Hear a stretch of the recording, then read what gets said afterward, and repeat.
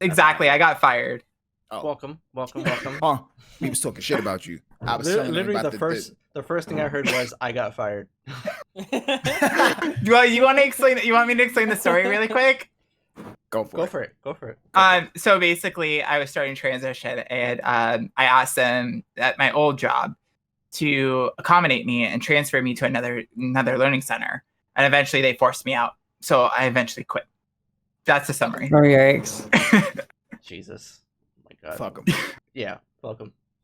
Fuck him. Welcome. Anyways, welcome everybody to another episode of The Filler. I am your host, Maru. I have some amazing creators here, some amazing people, and we're going to talk about a very important subject that goes along with streaming. But let's do our introductions first. Obviously, I have my amazing co-host here, the Prince of All Saiyans himself. You damn right. Mr. Vegeta. What's up, Nogi? What's going on, y'all?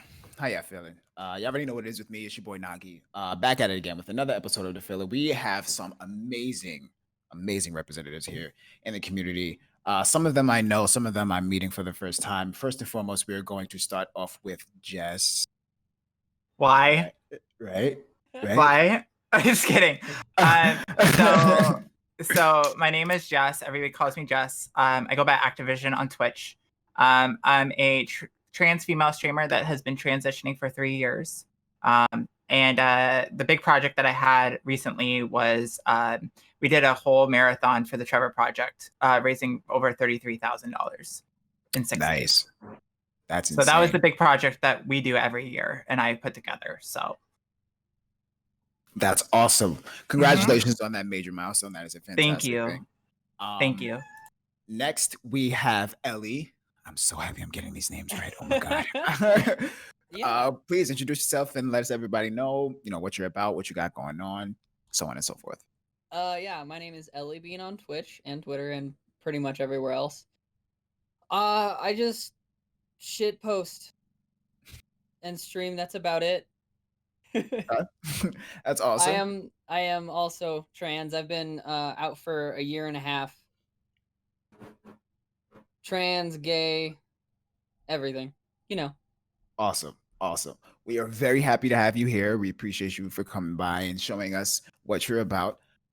Next, I've been following her for a while, and there's a story when she noticed me. I kind of geeked a little bit because I'm like, oh, she's dope, and I'm bald headed, so y'all know, like, anybody with hair, I automatically magnify because it's like I'm Dragon Ball, so Saiyans. Anyway, Pika, appreciate you. I have a feeling. I was like, when you said something about hair, I was like, he's got to be talking about me. Yup. It has to be. I got a head wrap on today, but yeah, I have big curly hair.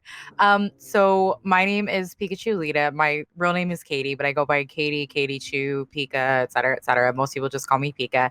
I am a variety streamer on obviously twitch.tv. Actually a partner as of a couple weeks ago. Thank you. And I am a diversity and charity focused variety streamer. And I am also a bisexual / pansexual Black woman.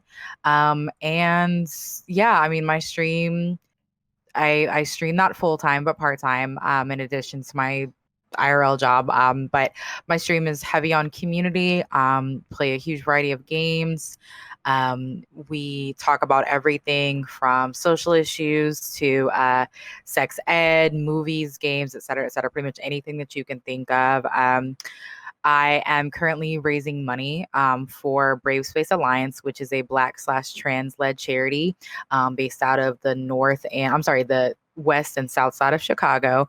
And I've also done fundraising I may have been a part of the same fundraiser that Activision was a part of because it was for the Trevor Project, or it was the marathon. I can't remember because there was so many people a part of it, but it was like a multi-day thing. It was a multi-day. It was 6 days. Yep. Yeah. Okay. Yep. Then I was a part of that too. So, so I took part in that as well. And like I said, I was like, oh my God, when she said that. So, yeah, like I said, I just do a lot of charity stuff, mostly based off of, I do St. Jude stuff every year, St. Jude Play Live, but I also do generally, you know, charities that benefit, you know, pretty much any marginalized community that you can think of. So that's, I think, pretty much the gist there. Fantastic. Thank you so much for sharing all of that. And I told you literally at the beginning when we were talking, because those of you who don't know, we have a small discussion. Like I be bothering them when Mara be talking to y'all, he be chatting your ears off. But I talk to the guests and I tell them how close, you know, in a community we are, and that's obviously proven. So thank you again, Pika, for sharing your story and letting us know what you're about. And last but definitely not least, the myth, the legend, Katie, how are you? Let us know exactly what you're about, what you got going on, everything, so on and so forth. Just let it rip. Go for it. Yeah, that's fine. So I'm Katie, which is funny because Pika's also Katie. But yeah, I'm trans girl. I pretty much try and make my community as welcoming as and as diverse as possible. Pretty much just a case of you be you, no judgment. We're all just goofs at the end of the day, or well, goons as I like to call my lot. And I can see them already in chat. Fucking. But no, yeah, it's all about just spreading positivity or spread love like cheeks, as I like to say. I like that. I like that. And yeah, it's all just about good vibes and just being yourself. I'm a full-time Twitch streamer, and very recently got declined for partner, but we are able to reapply on the 28th, so the next Friday. But I've been streaming about a year and 4 months now, year and 5 months, and it's just been an absolute pleasure every step of the way. Been able to build an absolute amazing community that's just literally welcoming to every single type of person that you can think of, and it's just an absolute pleasure waking up and streaming to these guys every day. But it'll be Katie Cat on every platform. Fantastic. Thank you so much for sharing that and letting us know exactly where to find you so that we could support. Wink, wink. But that was ugly as hell. Maru, take it away because I'm not doing well anymore. You're off the game today, bro. Fuck it up. But yeah, so today we're gonna be talking about, and I want to get this right because every time I say it in my head, it comes out right, but when I try to say it, I always wind up messing it up. But it's LGBTQIA. Did I get it right? I think so. Okay. Yes. Yep. Yeah. Yep. All right. We'll be talking about that and streaming and just basic things that you guys go through on a daily basis as streamers, as creators, and we want to talk about some struggles, but we also want to highlight a lot of the positive things that you guys are able to do for yourselves and for the community. So yeah, what's some things that you guys kind of go through on a daily basis in your real life, I guess, and then also like when you're streaming too? Did you guys have any concerns when you started streaming? Like, hey, is this the right spot for me? Should I be doing this, being in this type of community? Do you have any worries? It's just more being worried about what it'll be like in general, because definitely growing up, you get a lot of shit talking towards you and a lot of like judging, all that kind of stuff towards well, being trans. It's like a very big thing, so it's adding an extra layer of scary onto it. But yeah, it does happen. But obviously you've got our communities and everything like that understand where it is, because we're educated and everything like that, and we've set a standard of, love everyone, all that kind of shenanigans. So it's been all right, but like when you get raided and stuff like that, or you got a newcomer and they don't realize or anything like that, and they're just there to fucking wind you up, it becomes a bit of a downer sometimes. But yeah. Except from my side, anyway. Anybody How does else? everybody else feel about that? Oh, am I good? Am I good to? Yeah, you're good. Yeah. Oh, okay. Yeah. Okay, I just want to be sure because I don't want to like talk over somebody. So for me, I definitely have a different experience as a cis woman, of course. To be honest, I'm kind of at like this sort of 3-point intersection. I'm at the intersection of being a woman, being Black, and being queer. Now, granted, because I'm a cis woman, because I'm what people would consider a sort of because I'm obviously I'm what's considered a bisexual slash pansexual femme. So and I'm kind of what people would consider like a conventionally attractive woman. I do not face the same sort of struggles that, let's say, a more so masculine adjacent woman or any like sort of trans woman, any non-binary individual. I'm not going to have the same struggles that they're going to have. They're automatically going to have it harder, much harder than what I have it. In that regard, I sort of have a kind of privilege over that. The main sort of things that I will encounter in relation to my sexuality, I don't experience obviously anything for my gender identity because I'm cisgendered. But in terms of my sexuality, the most that I will experience is sort of fetishization, where it's, oh my gosh, you're bisexual slash pansexual, et cetera, et cetera. And that's obviously only when it's in relation to another, let's say, feminine adjacent or another femme. Because that's kind of how just society is. It's, you know, we see two attractive femmes and it's like, oh my gosh, this is what's fine. This is acceptable. But let me be, you know, with someone or dating someone that is not feminine adjacent or femme or whatever else, like let's say a more masculine adjacent woman, and it's a whole completely different story. So it's very picky and choosy. So that is not so much when it comes to going live on Twitch, something that I generally encounter. I will say that my community is full of queer folks, trans folks, non-binary folks, and I've got it pretty much stated really clearly in my rules. And obviously we'll come in and get trolls, and I've had people come in and drop some homophobic or transphobic things, which obviously sucks. But my mods are really quick to get them out. But I do not actually, when I go live, I do not encounter that sort of stuff directly. And that is, like I said, where my privilege sort of comes into play. I'm more prone to getting something just off of being a woman and being a Black woman at that, more so than my sexuality, because I'm one of those people that, because I'm bisexual slash pansexual, you probably would not know that unless you sort of looked at my bio. And people don't like to read bios, but looked at my bio or probably heard me talking about it. And again, I'm sort of what's called the acceptable gay. So what society has deemed as being the acceptable gay. So I honestly don't really encounter those sorts of things on Twitch, needless to say. I never understood the fact of how people who are straight and don't have like really any say so really can declare the fact of what's acceptable and what they're okay with and what they're not okay with seeing, which never made sense. Like there is no difference. First of all, it's none of your business. That's the Right. thing. It's none of your business. Right. But I never understood the fact of why they're like, yeah, that's okay, but that's not okay. Like there's no rule book. There's no definite thing of like, hey, this is everything that we that the way it should be, and then these are the ways that it shouldn't be, and that's it.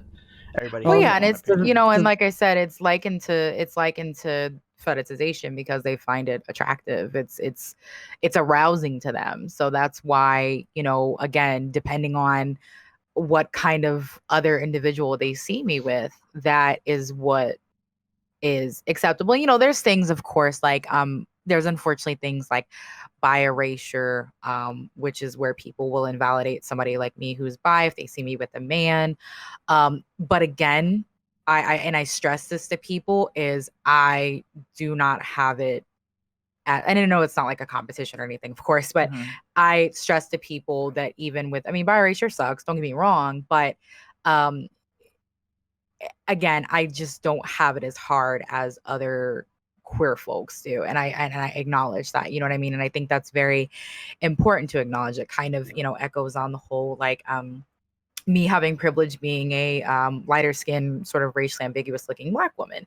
I'm not going to have it as hard or as difficult as somebody of a darker complexion. So I think it's important to acknowledge that, me being bisexual and pansexual, and sort of like say, okay, well, hey, fetishization sucks and biracial sucks, but it's not really, I guess, about me, because at the end of the day, I can go out and, you know, I can go out in public and I don't have to face the same scrutiny, and my safety is not on the line because of my sexuality like somebody else would be, somebody else who's on either a different gender identity or any other sort of, I guess, acronym, you know, letter of the spectrum would face. So there's a weird line with it, because there's like, you've got, I know probably Ellie and Active have potentially come across what I'm about to say, where you've got because like personally I'm bi as well, but I lean into more you know, being lesbian and that, because I've got my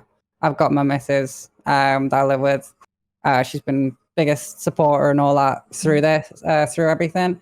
I'd known her since before I came out and all that kind of stuff. But there's like a couple of reactions that you can get from a lot of people. There's like the ones that'll be like, these are the bad sides of it, by the way. This is what I'm going with. You've got the ones that are like, oh, you're female, and this is probably relatable to Pika as well, where it's like they come in and they start like being like, oh, it's a girl, blah, blah, blah, blah, blah, blah. You know, I don't need to say what they say because we all know what they say. And it's like, oh, sexual stuff. You'll get like I got a DM like last week saying like, hey baby, wanna fuck and all this, that, and the other. And then I'll get stuff like my girlfriend will come in and they'll be like, oh, lesbian, fucking, you know, exactly what Pika was saying about if you were the girl, that's it. They just go off the rails.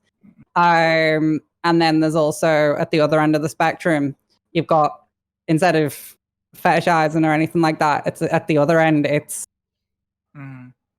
fucking mispronouncing and all this, that, and the other, calling you every name under the sun, just being trans. It's like, and it's literally, you've got the two opposite ends of the spectrum, and you could encounter any of them at any time, and it's just a case of you just gotta,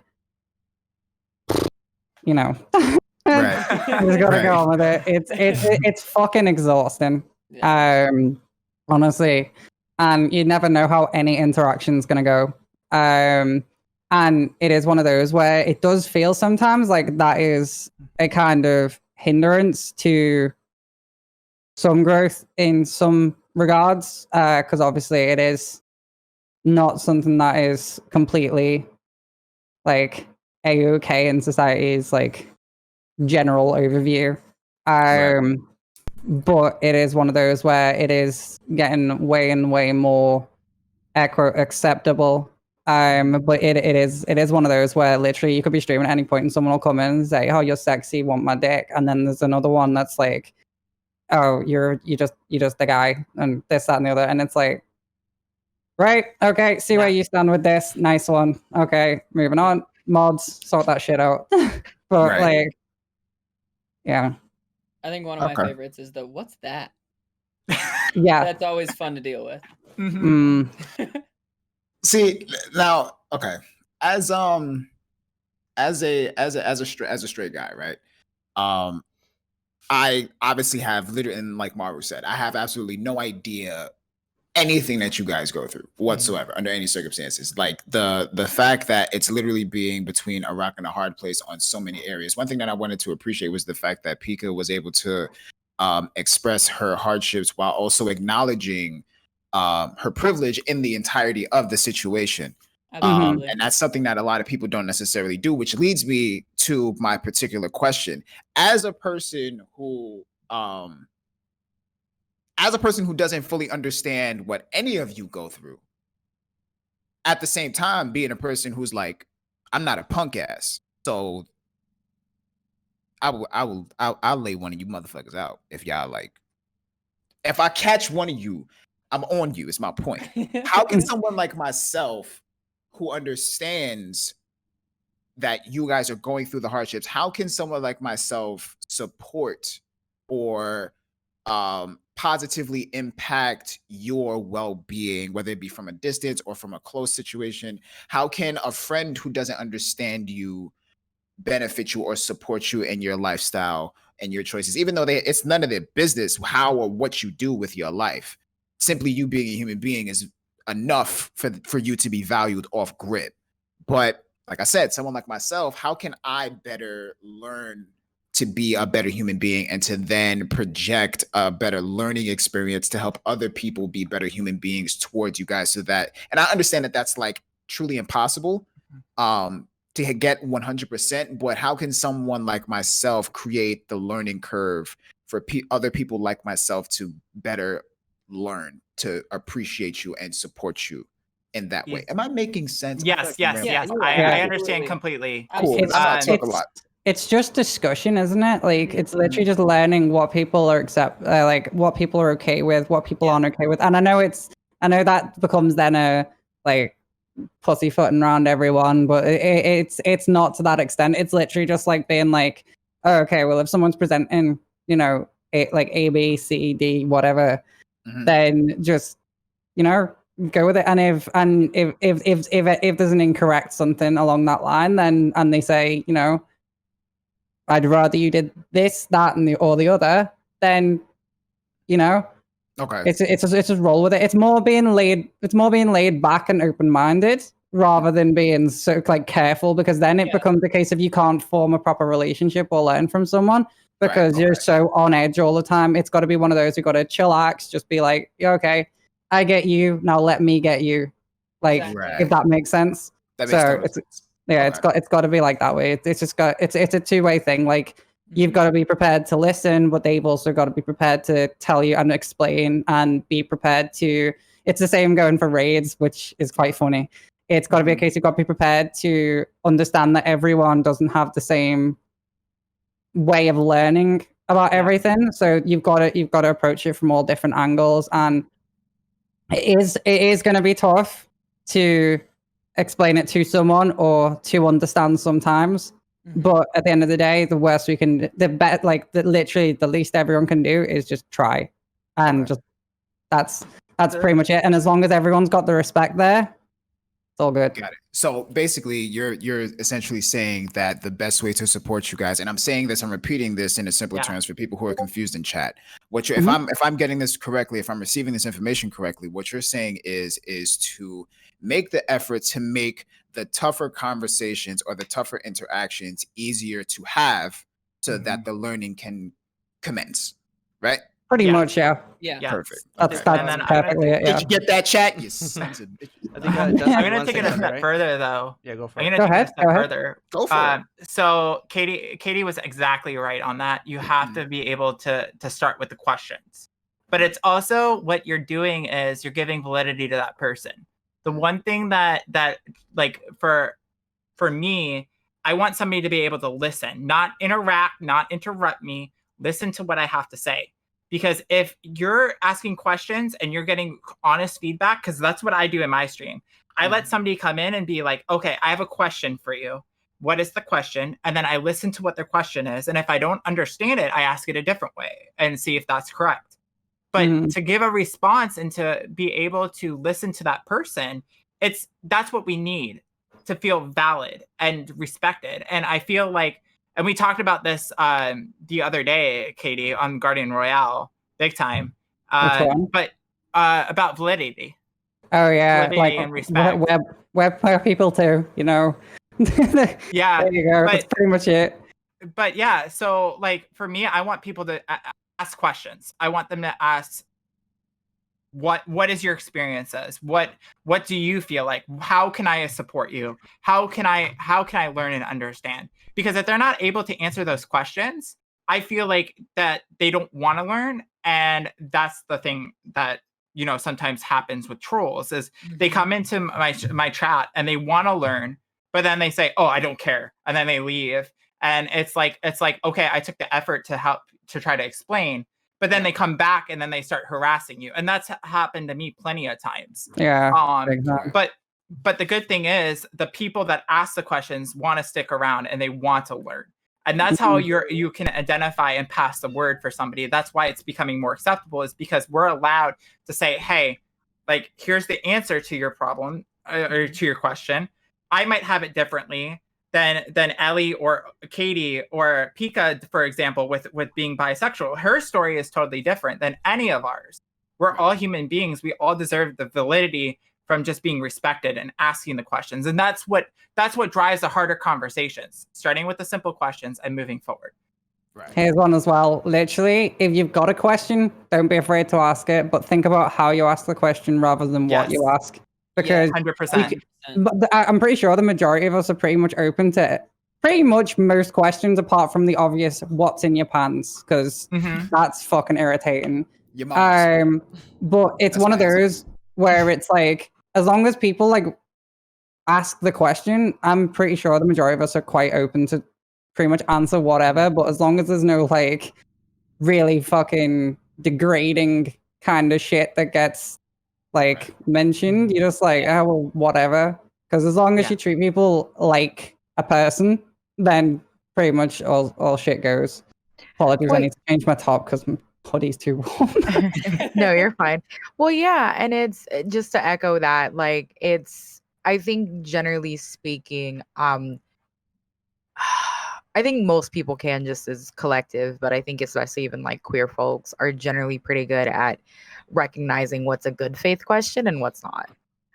Because I mean, certain demographics of people are going to get just bombarded with certain types of questions. So I think I think most of us have kind of figured out and learned how to recognize what's in good faith and what's not. And like they said, you know, pretty much most people don't mind questions, obviously, except asking what somebody's genitals are, et cetera, et cetera. Like there's obviously certain stuff that you just shouldn't ask somebody, especially not a stranger. But I think it's also very important to remember that you have to, when you do ask these questions, you have to, I think Active said that. I'm sorry, I keep calling you Active. What? It's fine. It's fine. I just, it's Jess. Jess. Okay, I'm gonna call you Jess. Okay, so Jess, I hate doing that. I feel weird calling. It's okay. Don't worry about it. See, their screen names. It's weird. Like, oh, Slayer 1 2 3 4. I'm not gonna. No. Okay. So, like I think it was Jess that was saying that. You know, it's you need to be able to basically actively listen and sort of receive what the person is telling you. And with what that person tells you, you know, what comes along with that may be something that goes against everything you've ever been taught or everything you've maybe ever known. And it's like, you have to be willing to part with that sort of stuff. You have to be willing. It's like, don't listen, actively listen and take in what that person is telling you. You know what I mean? Because I mean, a lot of people, you know, even in 2020 are coming into the fact that, hey, they're learning that, you know, sex and gender are not the same thing. And even gender and sexuality are not the same thing. There's so many different intersections. So many of this stuff is fluid, and it goes against so much of what people, and especially as a society, were conventionally taught. And a lot of people don't like, you know, when they're sort of, you know, when everything they've ever known has been kind of disrupted, or it's being challenged, or it just is quite frankly plain and simple wrong. So you have to be willing to sort of listen and accept what, you know, people like us are telling you. But on top of that, I also think it's important to remember that while it is okay for most people to ask questions and people like us would be more than happy to answer them, I think it's also important to note that it's like, do not walk into a conversation expecting people, queer folks and, you know, trans folks, non-binary folks, to put themselves through mental and emotional labor just to answer your questions, especially when a lot of this stuff can be provided for you on a simple Google search, or reading, sort of reading stuff. There are people specifically, and I admittedly am one of them. There are people specifically in this world who enjoy talking, teaching, educating people. Not all queer and trans folks want to do that. Right. Just like there's Absolutely. even the same with Black issues. There's some Black folks who would love to sit down and talk to you about why Black Lives Matter, and there's some people who are like, no, I'm tired. I don't feel like explaining this That's to you me. in 2020. That's So me, and I have to be right, talked so to about that. it's one of those things where it's like, you can't just don't go in expecting for people to put themselves, or that it's okay to put people through mental and emotional labor explaining this stuff to you, because I mean, like I said, some people are more than willing, whereas some people just don't fucking feel like it, and that's okay. So I think going in with that expectation, and just sort of maybe sort of understanding, like, let's say it's somebody that you follow. If it's somebody that talks about these things all the time, it's a very likely chance that, hey, they may be willing to answer your questions. If it's somebody else that doesn't really seem to be sort of like that's their thing, you probably shouldn't, ask them this sort of stuff. You should probably maybe try to find your own resources, because that's the beauty in the day and age we live in. There's a lot more resources out there. So it's like there's, and it's like, if you know what you're looking for, and I think if you actually actively look, if you can't use the excuse and nobody around you is willing to answer your questions, when there's plenty of people out there that are writing there's whole websites dedicated to this sort of stuff. There's whole platforms dedicated to giving people this kind of information. Right. And I think it's also setting up those boundaries too. Yeah. Honestly, because if you don't set up the boundaries, then you're literally having people come in and into your life. And there has to be a way to say, hey, I don't feel comfortable of answering that question. We'll talk about it another time, or whatever the case is, because I agree with you. There has to be a certain boundary where people just need to stop. And it could be a boundary of yours. It could be a boundary of them. It just needs to stop. So there's a point of drawing that fine line of, okay, is this acceptable or is this not? Yeah. Right. Well, and I think another, just to kind of add on to your like general question, Nogi, about the kind of about how to be like a good ally. And obviously allyship sort of looks differently to different people. I don't think it's a one size fits all type thing, but to my knowledge, because obviously even me being, I'm obviously queer, but I am, because I'm cisgendered. I don't even like saying ally, I like saying accomplice, because it's like, we're robbing a bank. I'm an accomplice, not an ally. Right. So, I'm obviously in that regard, I would be an accomplice to the trans community. But like, I think when it comes to just sort of communities that you're not a part of, or demographics that you don't fall under, if you want to give them the necessary support, it's good to ask those sorts of questions. Say like, what can I do? And obviously, again, we can all say listening, and but obviously, like, for example, over on my channel, I had a trans talk session where I had two people from my community. It was like a Black trans talk session where I had one of my friends, two friends of mine. One of them is a Black trans man. The other one's a Black trans woman. And we just sort of talked about their experience, and I asked them questions and things like that. And it's like, at the end of the day, the one thing that I won't do is I will not speak for you, because I cannot speak for you. I think the main thing is, unfortunately, I think inherently a lot of people sort of I think that's just how kind of humans are hardwired. Like, for example, Jess or Ellie or Katie could sit there and talk to, cis straight white men about what it's like to be trans. And they're probably, a lot of them are not going to listen, but let another cis straight white man talk to them about it, and they'll be like, oh, like they'll magically listen. Which sucks that it's unfortunately like that. So it unfortunately, a lot of times it takes the accomplices to speak about these things for them to even bother listening, even though, like I said, it should not be that way. But then even as that sort of person, if you're trying to kind of act as that sort of liaison, I guess, or sort of bridge to get people to understand and to give their support, you can say what you need to say in sort of show of support, but at the same time acknowledge, like, I can't speak for these people, so you should probably make it a point to go listen to them, or here, I'm going to point you to the people that you can listen to, because I don't want to speak for them, I don't want to speak over them, so you need to be willing to sort of go listen to these people as well. I can only sort of act as sort of a buffer between between these two groups or whatever. Got it. That's actually a very like. Oh, I'm so sorry. Oh no, you're totally fine. That's Sure? just exactly what I was gonna say. You put it very well. Oh, thank you. Okay.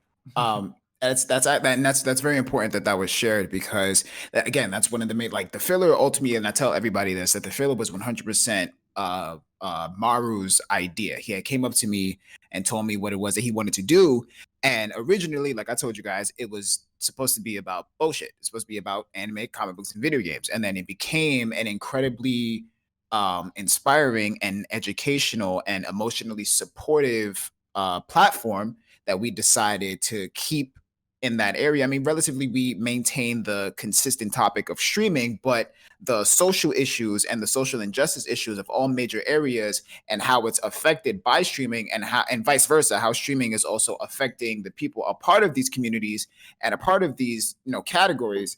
That's a very major point in terms of what you just said, because a lot of the times there are people like myself who are not fearful of supporting or being an advocate or being an alliance or an accomplice, but they just don't know how. And myself, I'm using myself as a muse. I do not, just like you said, I do not want to make the improper move with good intentions, but I'm still kind of being a part of the unknowing problem. Yes, I have a good heart and mind, but if I'm not knowing how to properly apply that wholesome pressure, then I'm creating more of an issue than I actually am thinking. It's an impact. One thing that I try to apply in like every part of my life, really, but especially these things, is impact versus intent. It's like, do you mean well? Yes, but you do have to be mindful and conscious of the impact that the things you totally may mean well, but it's not necessarily what you may need to do. So right, very much so. Cool.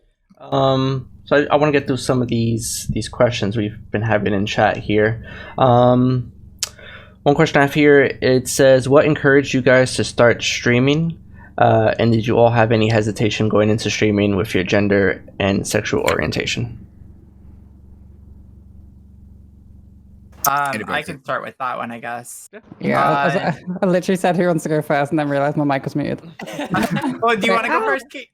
No, it's fine. I've gone first earlier. This is So originally, I'm a Destiny streamer. So originally, I wanted to help people, doing raids and doing different things. And I started this way back in 2015. So I've been going at it for a very long time. I actually came out in 2016 on stream. The hardest thing I ever did was coming out. And I decided in 2017 to go through the transitional process with my channel. So every single day that you see it and come by, you kind of see where my growth and progression goes. So at the beginning, I was very hesitant. I felt like I was not in a place. I had no other friends. I didn't know anybody that actually supported me with this transition. I had the people that were there that were my mods.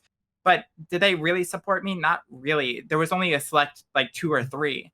And one of them is like my best friend that's still to this day. She helped me try to find my sexuality and my gender identity. She took me to Ross, and I was buying women's clothes in 2016.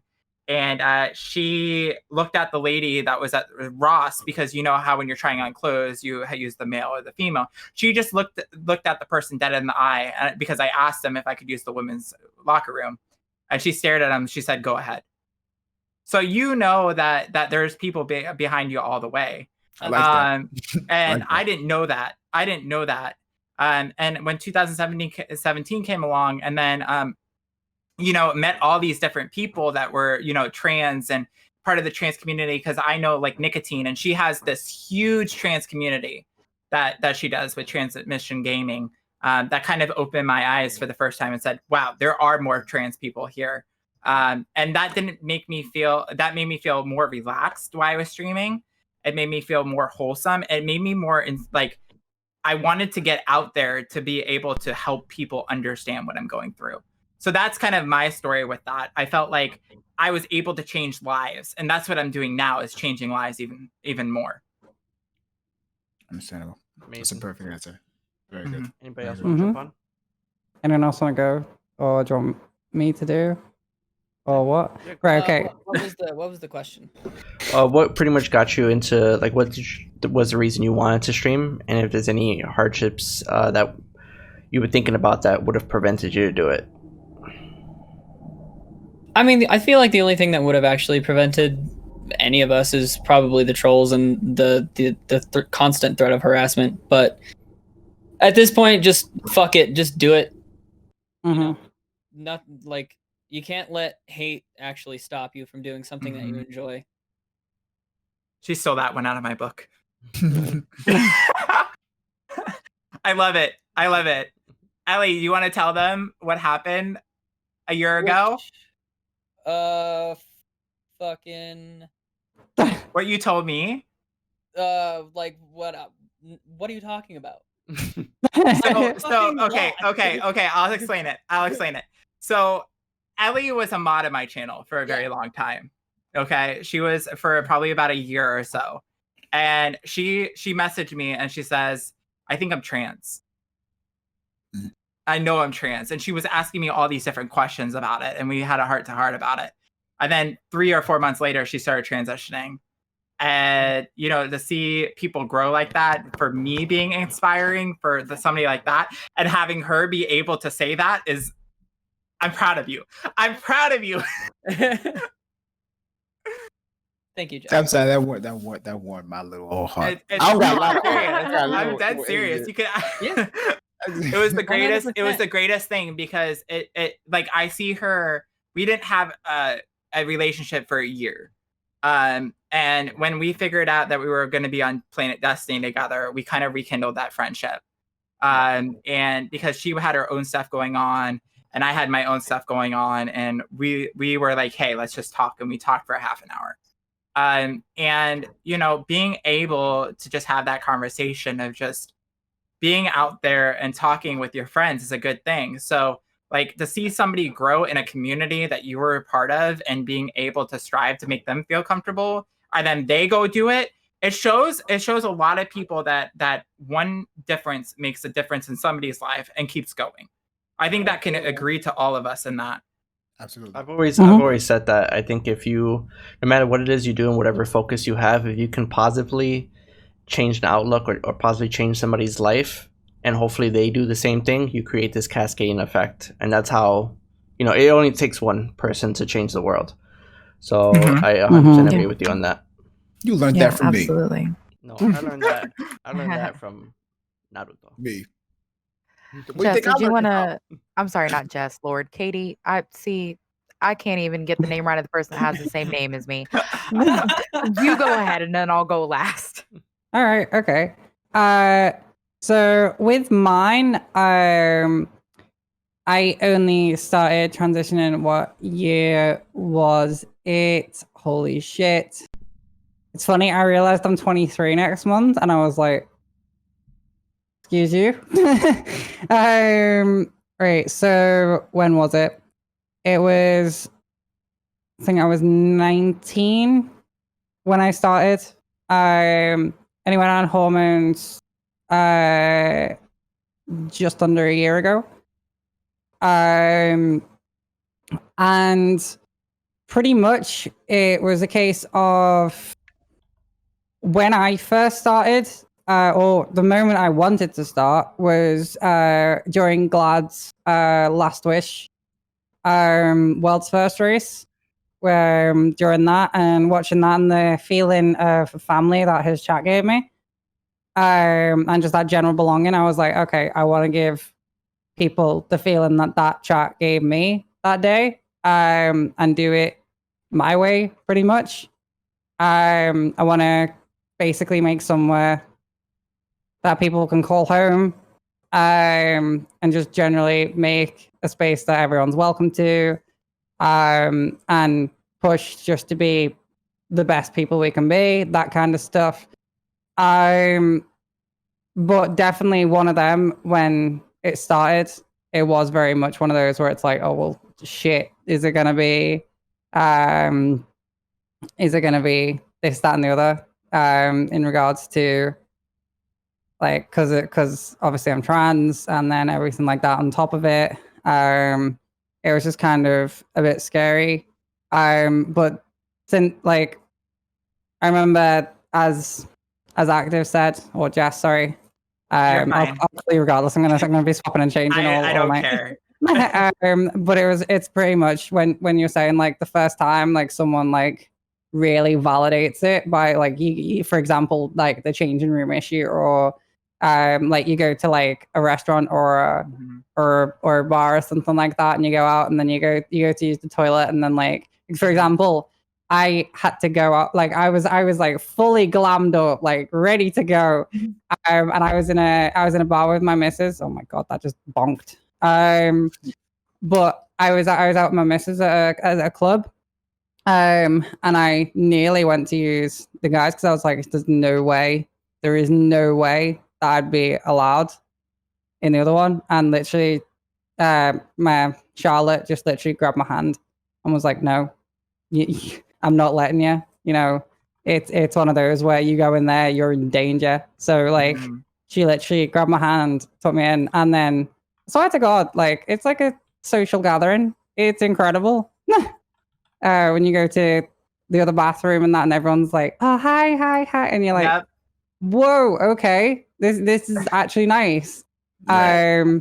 And then again, it's the changing room thing where it's like, oh, okay, yeah, go in the girls and all this, that, and the other. It's just, it makes you feel a little bit more complete, and then eventually it just becomes second nature, and it's just, oh, so nice. But yeah, it's one of those where I just wanted to give my lot, place to call home, and give the love to each other the way that I can give them, that they can give, and then they can spread it around, and just eventually, yeah, as you said, it's literally just one of those where one can change the world, and if everyone becomes one, then there's going to be no issues because everyone's on the same mindset. Right. Spread it like butt cheeks, like she said. Yeah. It's okay if I take that. I'm gonna take that. I was about to say, I'm gonna start using that, actually. That's literally, really nice. I launched my merch store yesterday, and there's a shirt with that on. So that's great. I love Katie, it. I was only kind of kidding when I said I was going to get that as a tramp stamp. Do it. Do it. All right. Totally do it. I'll join you. Pika, if you want to go. Yeah.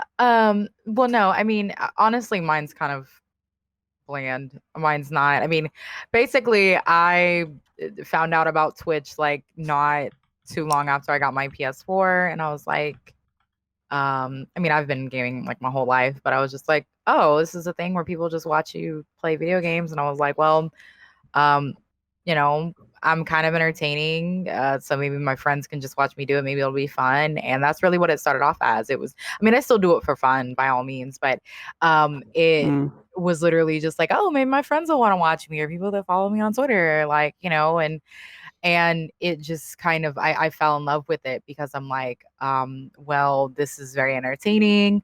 People like this. I'm having fun with it. I'm meeting all these dope people doing so. And I have always been big on social issues. That is one thing that is, it's pretty much for as long as I can remember. I've actually got a little bit of roots with that because I have an uncle that's late uncle that was a civil rights activist. And my mom's the same. My mom's very passionate about social issues. So, and for me, there is no separating Katie from PIKACHULITA. So automatically, like, I'm the same person that I am on stream as I am off stream. There's no sort of streaming personality. The same exact things that I will talk about on Twitch are the same exact things that I will talk about to my friends or tweet about or whoever. It's uniform all across the board. So, you know, obviously it was bound to at some point when I was streaming talking about these things because I'm very outspoken about all of this stuff.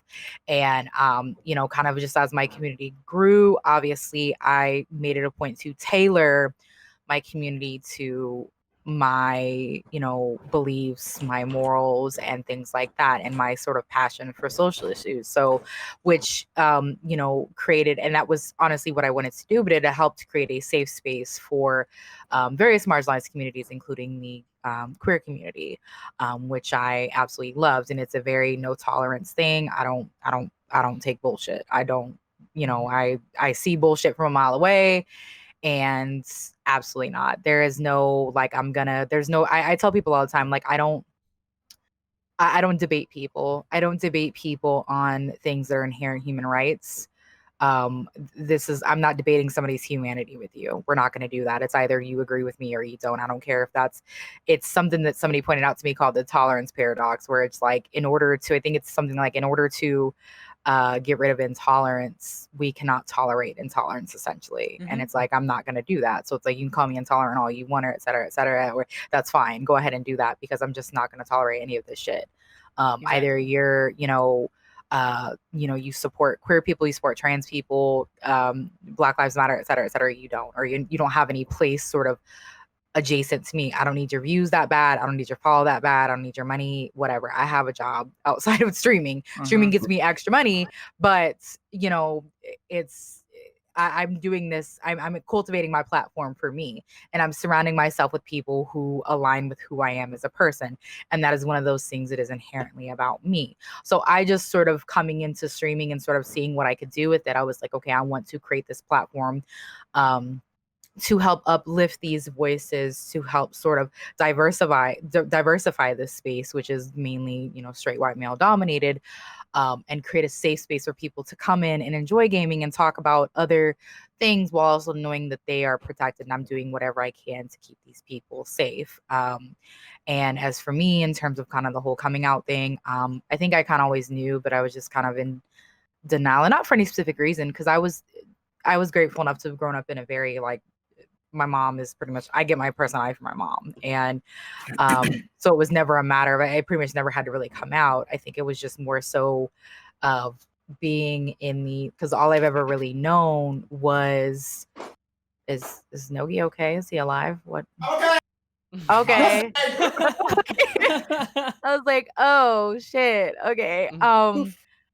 But you know, it was one of those things where it was kind of, I hadn't known anything except dating men. So I think it was just more so kind of realizing, like, and it wasn't anything of fear or being ashamed. It was just more so that was all I had never known. So it was just out of habit. So like when I was in college, it was one of those things where it was like, yeah,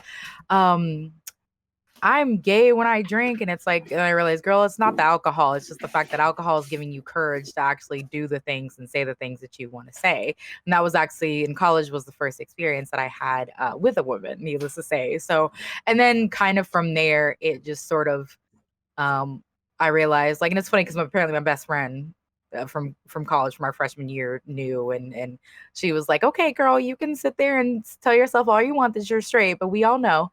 And so apparently people around me knew, but I kind of more so within the last, like, about probably 2 years or so is when I started being more vocal about it. And I was like, okay, I am actually this, even though I had only at that point in time pretty much exclusively dated men. I was like, okay, girl, this is what you are. And you're this, you know, you're this. It's safe to say that you're this. There's no sort of doubt. This is what you are. And obviously, again, sort of with the privilege thing, I never really faced any backlash from it. It was just kind of, you know, and I never really had to come out to my mom. It was like, hey mom, I'm going to the store. And I was like, okay. And it was just, you know, it literally did not matter to her. And I'm blessed enough to have parents that are that accepting of me and things like that. But I just kind of just integrated it in with my streaming, and yeah. That's a very good thing. That's a very good thing. That level of support is like extremely important. And Yeah. like I'm kind of like in a weird position when it comes down to my perception of things, because even though I don't know everything, I don't want to say unfortunately, but I'm kind of accustomed to literally understand all aspects, right? So even though, just like you said for yourself, for your platform, even though I strongly make it a thing to make sure that Cliff is no different from Nagi, I still understand the aspects as to why some people would be separate in their choices when it comes down to their platform.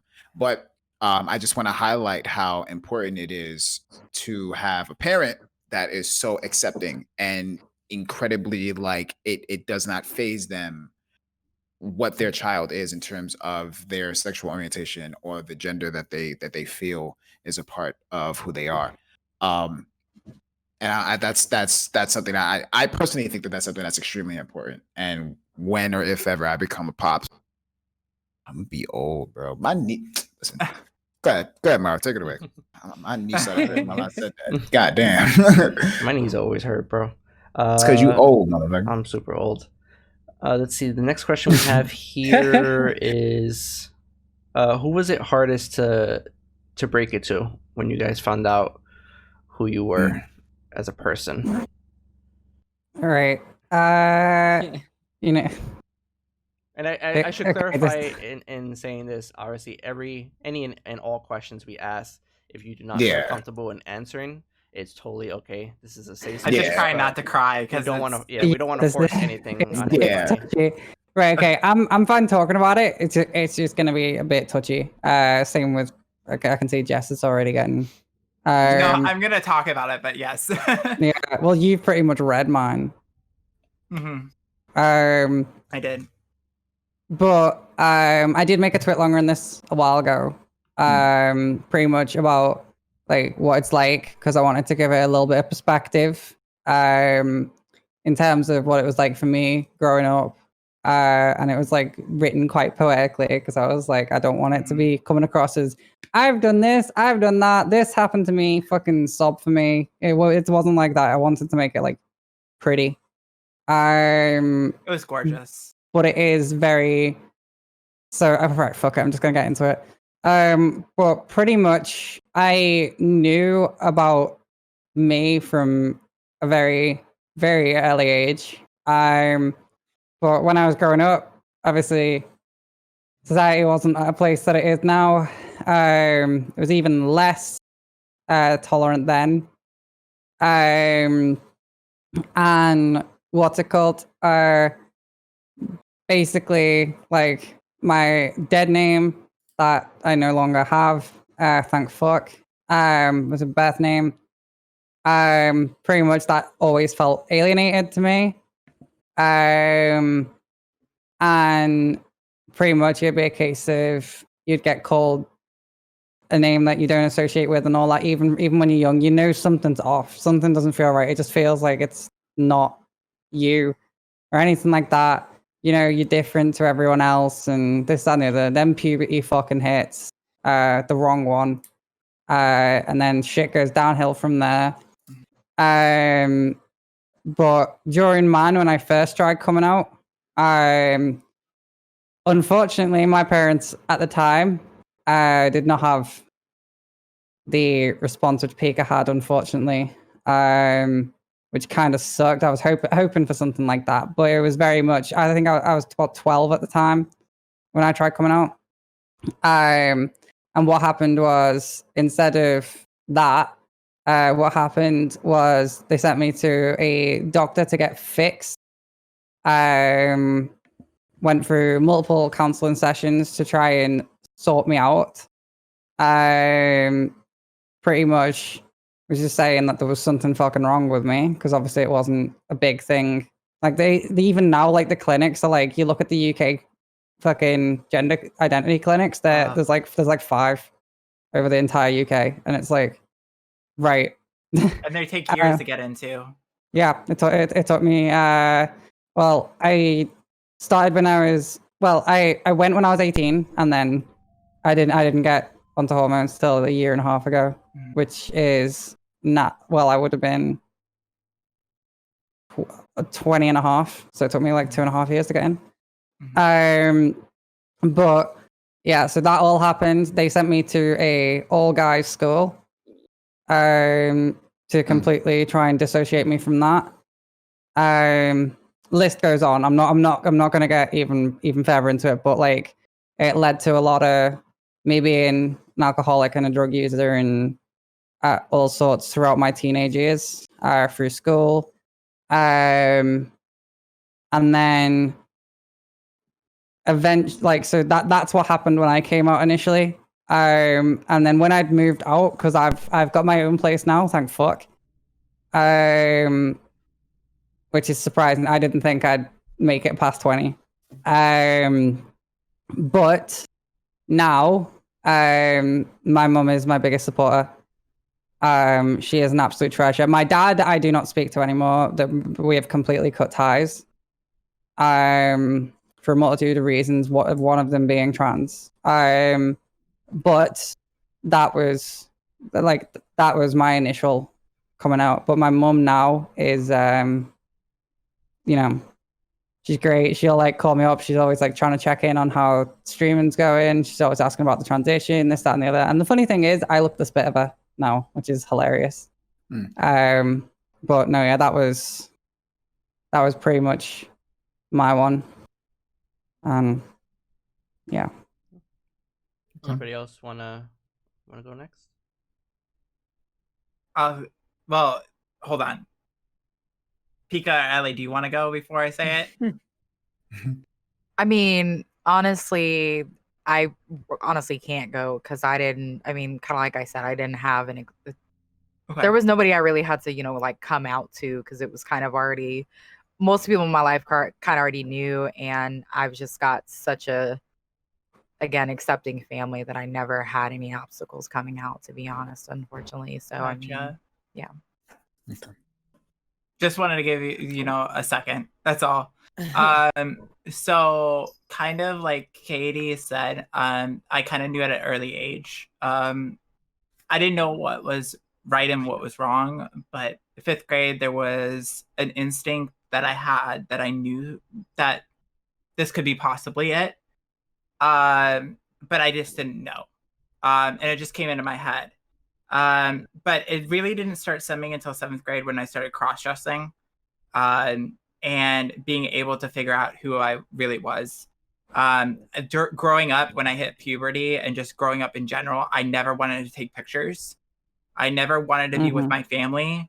I always was disassociated with my family. My mom asked me at 16 if I wanted to be a girl, and I denied it because I didn't want to go into like what Katie was saying into conversion therapy.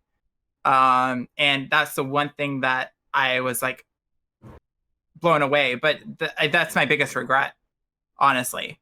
And then at 22, I came out to my mom and said, I gave her a long letter. I went to one of my favorite bands and I was like, here you go. And she said she loved me and she would help me, but I had to physically go and get hormones myself. My mom wasn't going to help me. My dad wasn't going to help me. My brothers had no clue that I was cross-dressing. I'm the middle child. And it was heartbreaking. It's heartbreaking because that's why I kind of started streaming on Twitch, was to have a community, have a family, have everything that I needed to live my life properly. And then basically in 2018, I attempted suicide. And that was the hardest thing that I had to overcome. I basically had to start from scratch. I had to work on the relationship with my parents, which didn't really happen. Didn't really believe that I was trans. But luckily, my biggest supporter was my brother and my sister-in-law.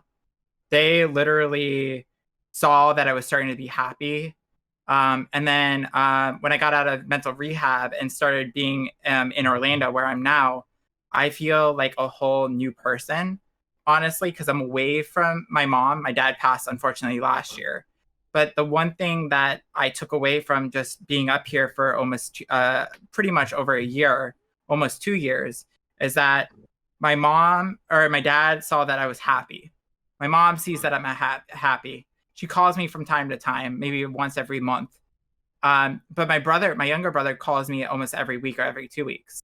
So I know for being a supportive person, my brother and my sister-in-law, but it's also the Twitch community, because I had over 200, 300 messages. Because the way that I attempted suicide, there was a note 2 weeks later on Twitter. So one of my moderators had my account information. They took it down right away. And it was the most heartbreaking thing that I have ever went through. No one should ever go through that. And if you need somebody to talk to, please talk to somebody. I don't care who it is, but somebody needs to listen. So with all that kind of coming in together, and all of, what I've learned and what I've been through, because this 3-year transition has not been easy. It's been easier as I've been in the last, I would say, 6 months to 8 months. Oh, but yeah. it's still not an easy process for me to tolerate.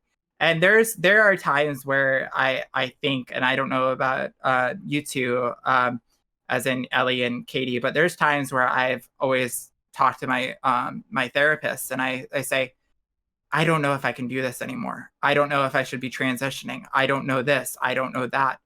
But she always tells me that I'm happier. My dad saw me happier. I'm more lively as a person, and that's what matters to me. So my story is a little bit kookier, but it's emotionally draining for me, honestly. But I'm proud of who I am and how I became.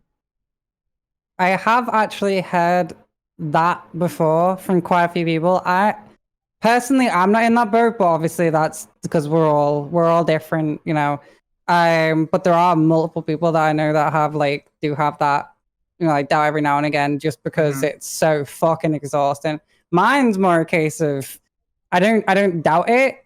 Mine's a case of I just sit there and go into a depressive episode of why the fuck wasn't I born properly? Like, just fucking dude. No, I feel you, because like literally you as somebody that's in the trans community, you say that thing, and then it gets you depressed and you don't want to do anything, and you sit there and like you have days where I just don't want to, you don't want to stream, or you just don't want to be attached to the world. And you like, for me, like, and I kind of are just like, I take a step back and I kind of just reevaluate the situation. But my cat Aspen, that you probably saw roaming around, is an ESA. She helps me tremendously, and she knows when I'm feeling lonely and feeling sad and feeling this and that. So she helps me being able to cope out of those depressional thoughts. But it's still like, why am I, exactly what Katie said, why was I born this way? There has to be a reason of why. And the way that I saw it was, I'm out there to change the world. And I try to take that and I try to pull it into everything that I'm doing, like a rope, and just keep pulling, because there is no end to this. It's just a constant pull. And when you're sick of pulling, you have to stop pulling. If that makes sense. Kind of, yeah. Totally. It's making sense. I'm just processing. But no, yeah, I do get you. With I'm trying to think of how to word this. It's nothing bad, by the way. I'm just trying to think. There's something that you said that triggered, not triggered, but no, I know what you're saying. But yeah, it turned a cog in my head, and I was like, oh.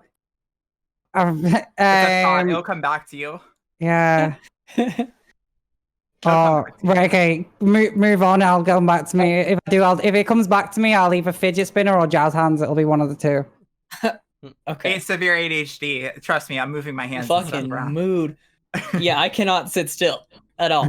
And I want to. It's on my forehead, so. Like... And I want to say this: a lot of people in the LGBT community, especially the trans community, has a huge thing with anxiety and depression. And if you don't know, I think it was a stat that we said during the Trevor Project, but in between the ages of 13 to 24, I think 92% of people that identify as trans or non-binary think about suicide. Yeah. And then if they live in a supportive family, that cuts that rate all the way down to 20%. If you don't know, 40% of that population attempt suicide before the age of 25. So it's a big deal when you're talking about LGBT, for me at least. And you know, I want people to feel like they're not alone. Yeah, no, Absolutely. huge on that. So like, as you're saying there, like when I was talking about like before, when I was saying about drugs and alcohol and all that kind of shenanigans that I was doing, that was pretty much just a try and escape reality kind of thing, because it was literally every other week I'd be trying to, you know, end it. There's no other way of putting it, really. I try to make it as lighthearted as I can because that's what I'm like. But yeah, like pretty much every couple of weeks it was, and then I just like I'd pussy out last second, and then eventually it got to the point where I was like, right, okay, you know what? I'm not even gonna attempt it anymore. I'm just gonna basically just intoxicate myself until my life just shortens bit by bit by bit by bit until it's just don't wake up. And go ahead. The last episode that we was on, no, that's a lie, not the last episode. I was recently on a conversation podcast with She Snaps, where we were discussing. She had brought me onto the show. She does a show called Bars. Yeah. I was on an episode of Bars with her, Rex, and her other co-hosts, and it was actually revealed to me, which I was not aware of. As somebody who deals with anxiety, as somebody who deals with depression, I literally just got back off of I want to say maybe a 7-day, 8-day hiatus to attend to my mental health because of recent traumas that I've experienced.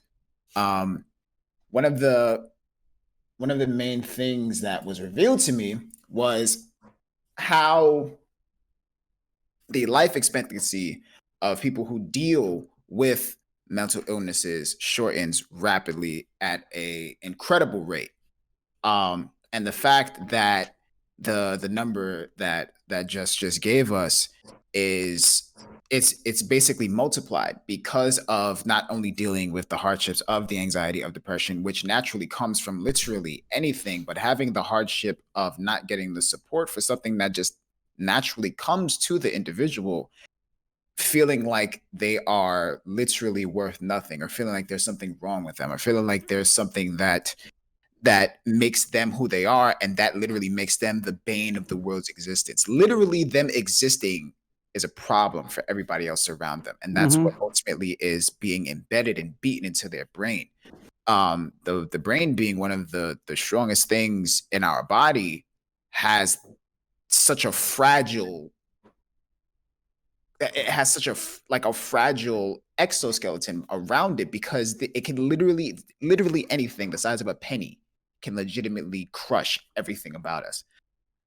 So the fact that you guys are expressing these hardships, and the reasons why I say all of this is to highlight how incredible each and every one of you are by speaking about the perceptions that you have and how real you are being for not only me, myself, but Mara as well, educating us on how to be better supporters, but educating the people in chat. Of course, all of the people who are here from your communities know how strong and amazing you guys already are. But for the people who do not, who are meeting you for the first time, telling us exactly how these things are and the reality of it, it highlights how incredibly powerful each and every one of you are. And I'm extremely proud to be on this episode. Someone who don't know shit. I want to put emphasis that I don't know shit. But you're learning. You're learning. to learn, and I'm right. here. Right. That's the important part. And that's what I want people to see. That's why I'm very Maru. I always text you after every episode. I'm so proud of you for creating this, because people need to learn. People need to be able to have these type of conversations and be educated without being pieces of shit. You know what I'm saying? Like, just I always bring on the A1 guests. Anyone think so? You do. You be casting some real rockets out here, man. I appreciate you. You don't put that on me because I don't do nothing. I would like a we're gonna chance to share my story as well. Yeah, Yeah, absolutely. Go for it. Ellie, if you want to go, and then I know Pika has to leave, so Ellie, if you want to go, and then Pika can just say goodbye to everybody after that. Yeah. Okay. So, as the other trans creators on here have said, I knew from a young age that, like, hey, something's fucking different about me, and I couldn't fucking figure out what it was until I was fucking 16. Fucking Lady Gaga for Halloween. Love to see it. I was like, oh my god, this shit hits so different. Why am I so comfortable? And then I told the girl that I was with at the time, and she basically was just disgusted and didn't want anything to do with me after that. So I was like, all right, the natural reaction is to repress this, right? Right? Okay, fun.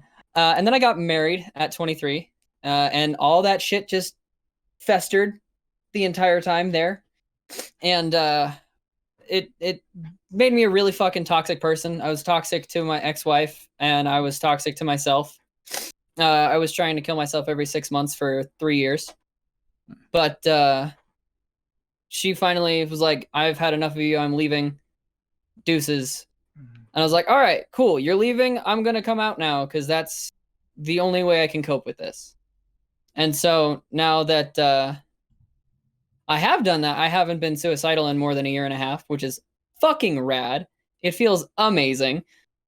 And yeah, I've literally never been more fucking confident in my life. I stare at every reflective surface I see. Nice. Good shit. We love to see it. Mood right there. That's that wholesome content right there. Seriously. Love it. That's amazing. Also, do you have a picture of this Lady Gaga costume? Because I am extremely excited. This was like when I was 16. I have a photo of me when I was 16. All social media from me, like before my Twitter, is gone. We'll find it. Oh damn, we would like to have seen that. Somebody found the MySpace. Somebody found the MySpace page. It's MySpace page somewhere. Yeah, find the every MySpace. picture posted. I've heard that every picture posted on the internet is still exists and will forever be there. So we'll find it. We just got to do a little bit of investigating. Digging. I could probably find it. Gotta ask Am I going to go find it? No. Oh, God. I mean, you can if you want to. I'm not interested. Oh God.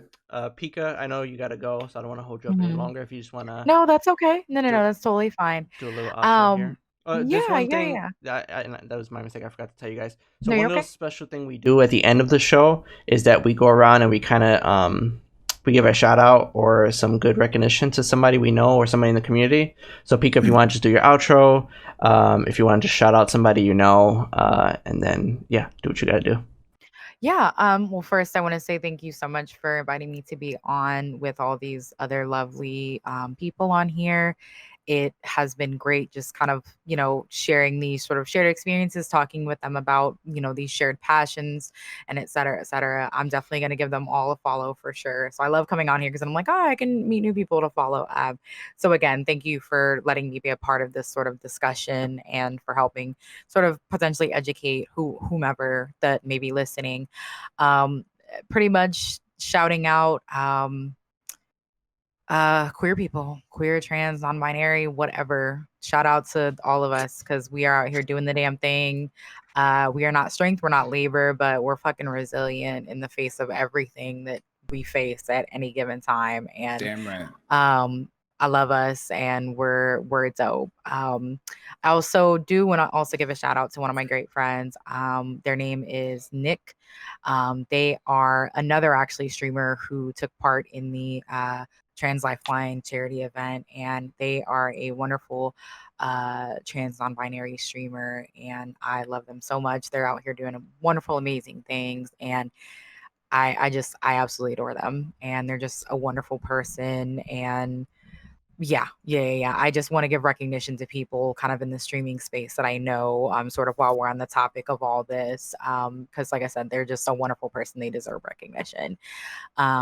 But other than that, I think that that's it. I hate that I have to dip out so early. I do apologize for that. But, You're you know, good. maybe if this continues or this is revisited in the future, feel free to bring me back on here. I'd Best be more believe than me and you happy. gonna talk. Okay, bet, I bet. promise. I would love to talk about this. And all of you that are on here, you guys are more than welcome to join my community. And y'all are all welcome to be welcomed into the You're family. awesome. Oh, Absolutely.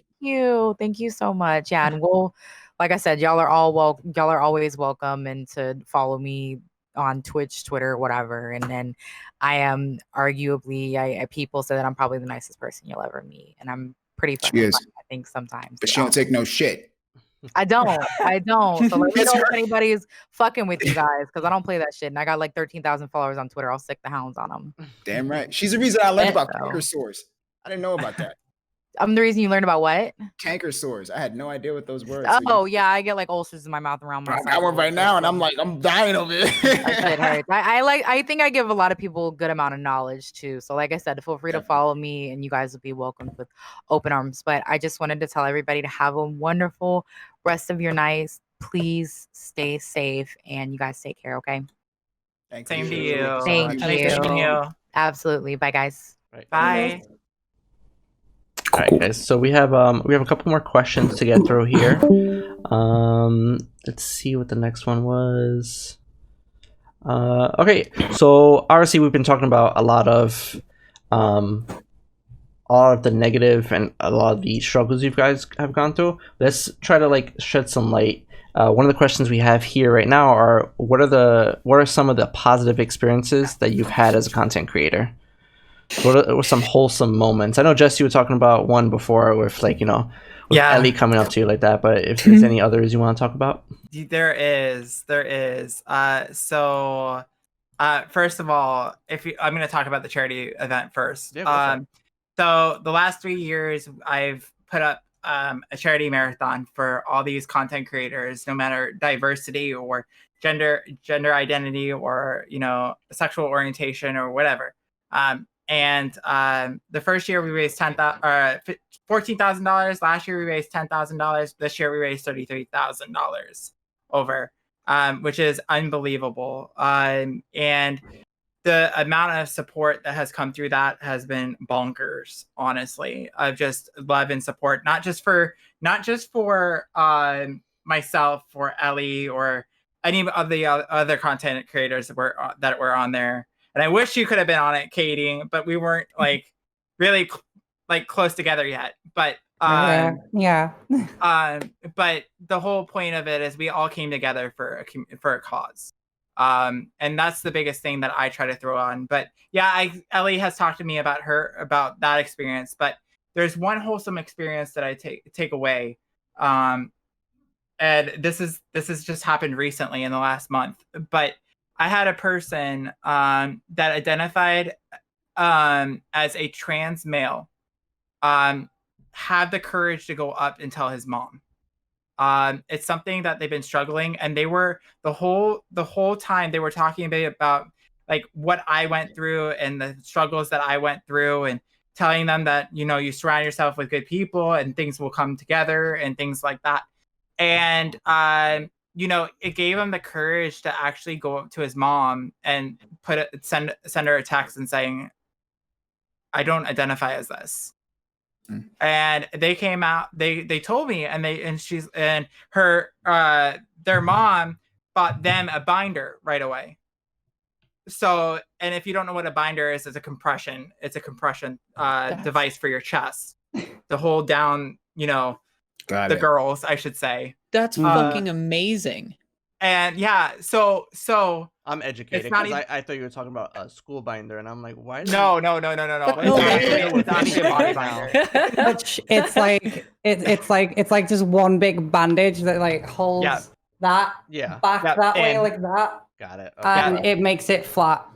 And the reason why they do that is because of not to have the them sticking out, and to be flat chested is the way that they see it. So with them coming out, they sent me a message, and it was the most heartfelt message that I have ever received. And they drew me a picture of it, and I have it on as a wallpaper on one of my monitors, because I just letting them have the courage to be able to talk. And it's not even just to do it on the side, it was to do it on stream live in front of people. That's awesome. Wow. That's what made it so special, was that they were able to do this and overcome a fear, and a common fear for the trans community and the non-binary community. And they were able to do that, and now they're happy as they can be. That's fucking amazing. That's insanely powerful. That's great. So, and if we have time, I'll show you guys the picture. Oh, send me it regardless. You want to see it? Same. Okay, Yeah, right send now. Send all of us. Drop it. I'm gonna drop it. That's insane. That's if that's you incredible. if you send it to me, I can put it on so the stream can see it too. Yeah. Ellie, did you want to go next?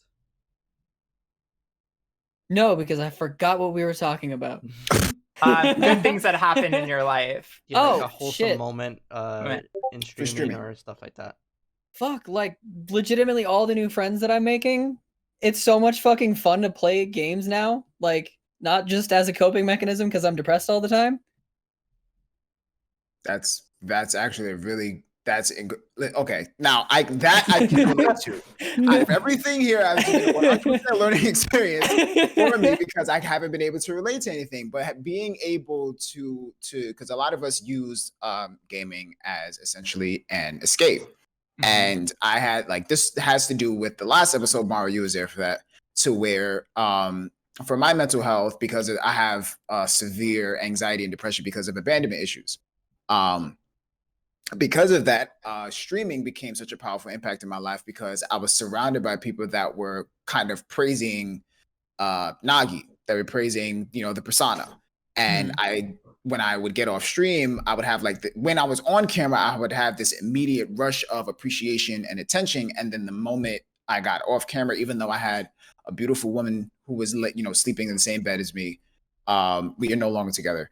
But even though I had a beautiful woman with me who cared about me and who supported my dreams and so on and so forth, even though I had beautiful brothers that were around me, and even though I was living with a family for the very first time who wasn't blood, but they adopted me as their own and treated me as their own, the moment I got off camera, I died inside every single day because of that. It was gone immediately. The rush was gone. And for the very first time in a very long time, I get on stream and I'm playing games, not for the essential drug of attention, but literally because I'm enjoying playing with friends. And that has been the most powerful thing for me lately, because I can literally play a game for once without thinking about how it's affecting numbers or how it's affecting the attention that I'm getting or so on and so forth. I can literally play just to play. And the fact that I'm able to play with new people, like yesterday, I was playing Fall Guys for fucking 5 hours. And even though that game makes me such an asshole, and Liz, who is literally a mod in this channel, she ain't shit, because I was going. Listen, we're not gonna get into that because we're talking about a serious topic. My point is, gaming is gaming again. And I'm very glad that you brought that up, because that is literally something that is so powerful. And I'm very glad that I'm able to relate to you on that area, because even Haste is someone who I play games with on a regular basis. And he is someone that I constantly connect with on a regular occasion, because we'll play games for 6-7 hours for stream. He'll be streaming, I'll be streaming, and then we'll get offline. And then we're immediately having a full deep conversation about our mental health for the next 4 or 5 hours, forgetting that I have to be up for work in 2 hours. So it's incredible. It's incredible, and I'm very happy that you are experiencing that, because I'm happy to hear. Right. I'm happy to hear that you're able to actually enjoy gaming rather than just focusing on everything else that gave you the good feelings. Right. I'm glad you have that. That's something that's and I'm very glad that that's something that because it's important, because we're all streamers. So some of us don't, not all of us, game essentially. Some of us have platforms that are built around having conversations. Some of us have platforms that are built around cooking, but majority of it is based off of video games. And I'm a part of the Destiny community. So because I'm a part of the Destiny community, that's a major thing. And I remember turning on the game and hating everything that I was doing. It was boring, it was aggravating, and then I wasn't happy with myself. So that was a double whammy. You know what I mean? So yeah, it's just, absolutely. It's really good. It's So really I have the picture here real quick that Jess was You can talking send about. you can send them like you can put the whole thing on, and so they can see the message too, if they want, because it will make your heart sink. I don't know if okay. Let's see here.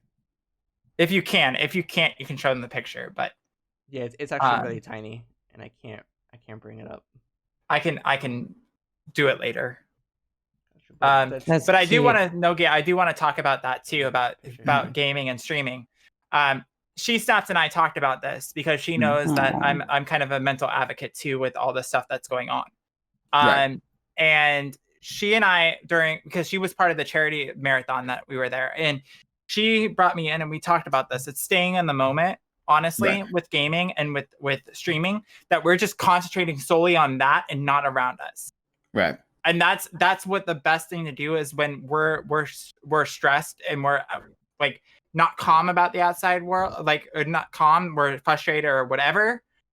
Concentrate on something else for a while, but make sure that you're able to address it and you know, process. I got you. Right. Because if you don't process it and be able to conquer it, you're leaving it for a day and it's going to build. Exactly. So, and that was one of the main things that I had to learn, because it was and that's honestly something that I'm capable of having a discussion about now. And I think that this can help with anyone, not just a part of people who deal with mental health, but a part of the LGBTQIA, right? I said that right? Did I say that? Oh, yeah. Okay, got it. Cool. Y'all are nailing it. A part of people who are part of that community, and people who are also unaware, because there are many people who are just like yourselves, just like how all of us have transitioned and all of us are growing and being better. A lot of us don't know that we are a part of these categories or a part of these particular scenarios and communities in our lives.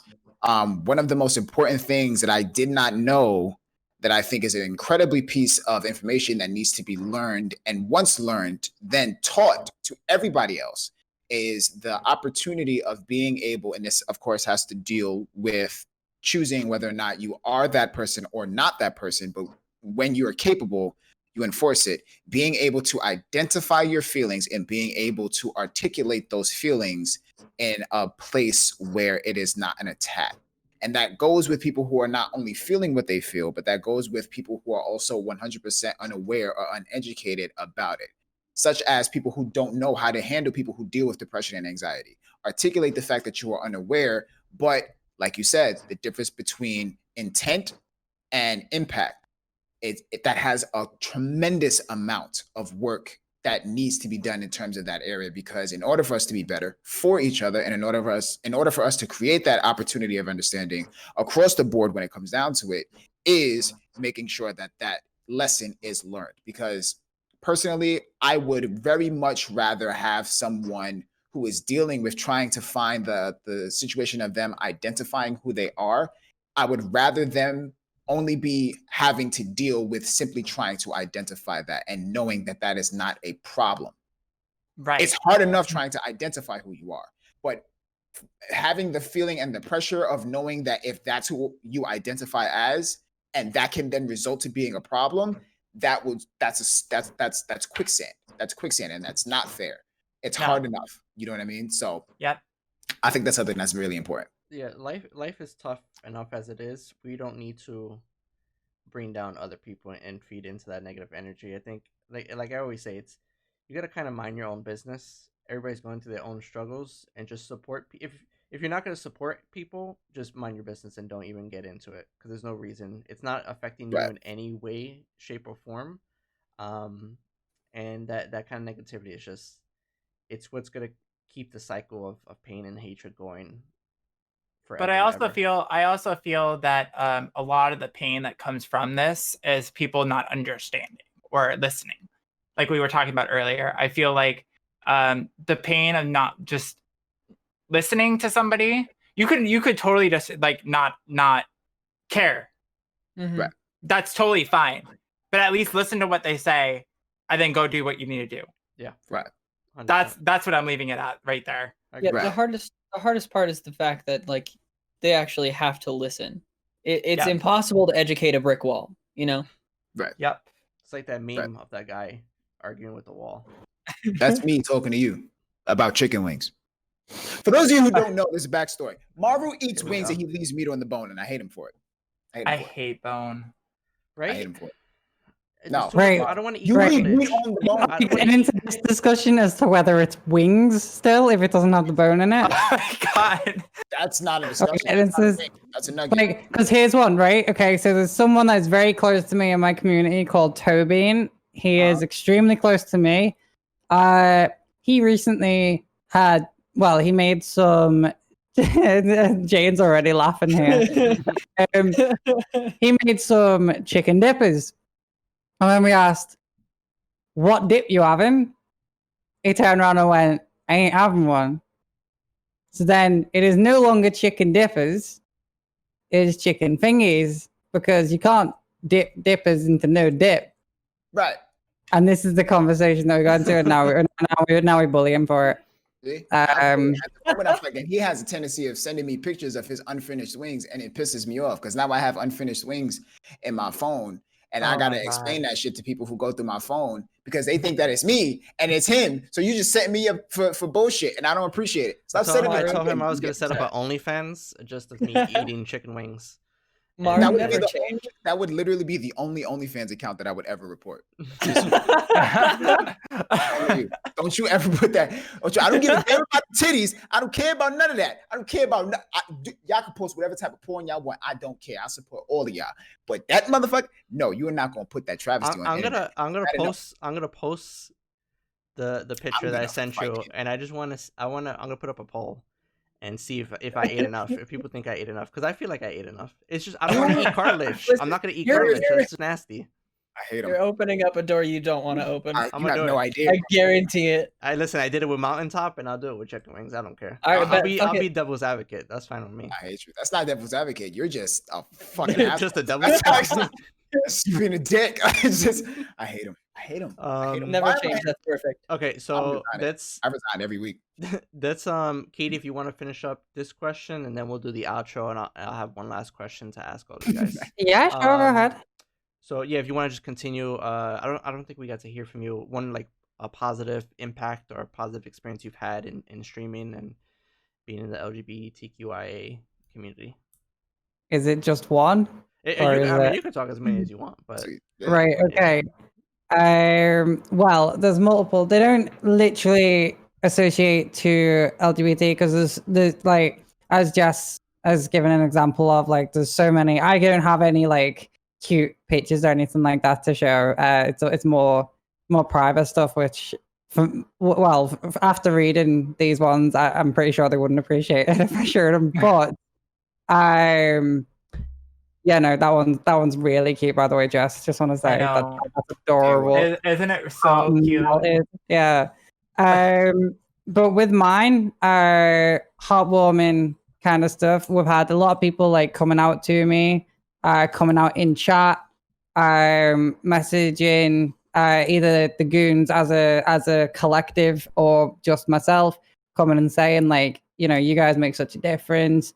You guys are giving me a place where I can just be myself, this, that, and the other. And every single time is just incredible. And then we've got just everyone supporting each other. It's just so nice. And then there's like little interactions really warm my heart as well. Like there's times where I'll go before stream. I always have my OBS open and have stream starting, or even overnight. Like sometimes if I forget to turn my PC off, it's got OBS here. There was one time on stream, right? This one always tickles me because this has become a ongoing thing since we did it, which is called rock, paper, scissors.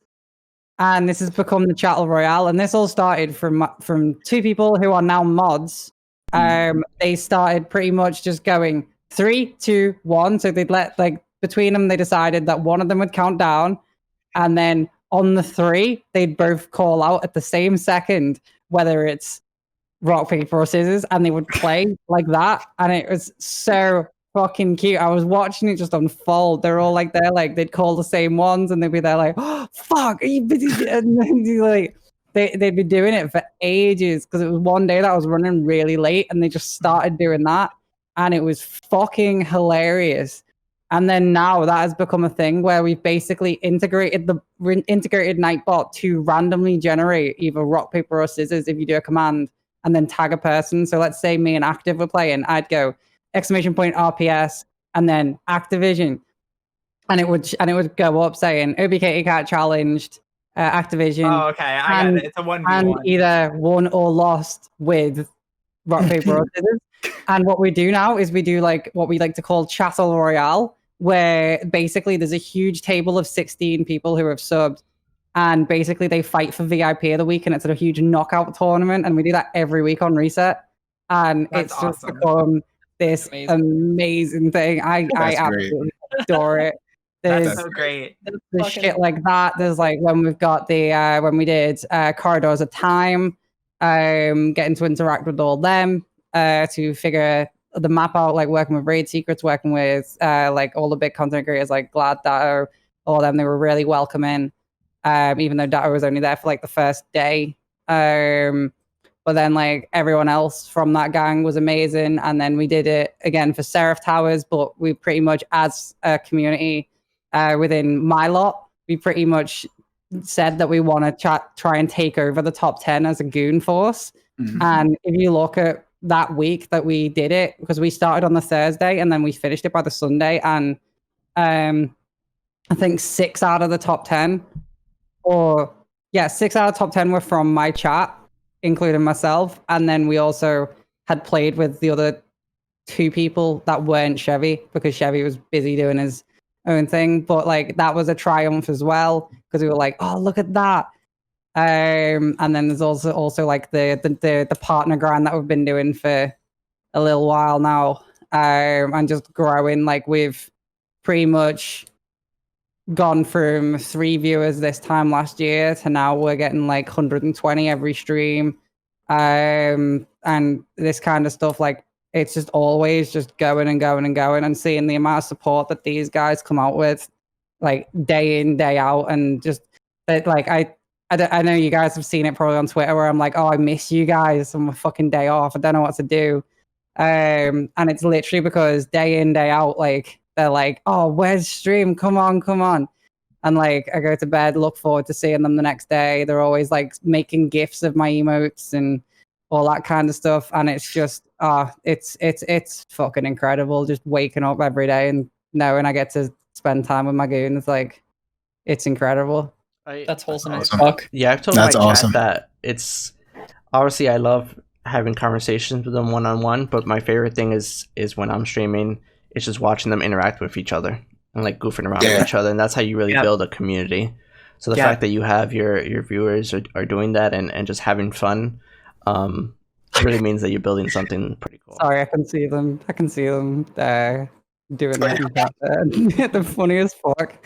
Dude, like, here's something. I remember explaining this to them. Right.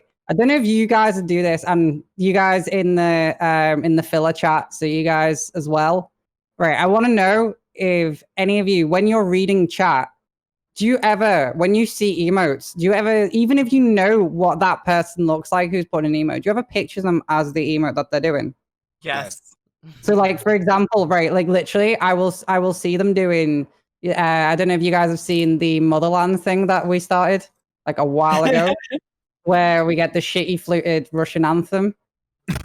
And I sit there for about 3 minutes saluting, and they just spam my salute. Right, okay, hold on. If anyone's got my emotes in chat, just do what you do during the Motherland. I don't know how many of them are here, but you guys know what to do. But pretty much, I picture just on my desk, just a shit ton of them. Like, I don't know if they're gonna do it. Pretty much what's going on there with Shadow and Bree is what, like, yeah, you see, like, oh, here we go. But like you get like all of them doing that, like every single person in chat, and they just do that, and I just picture all of them as little ones like that. There we go.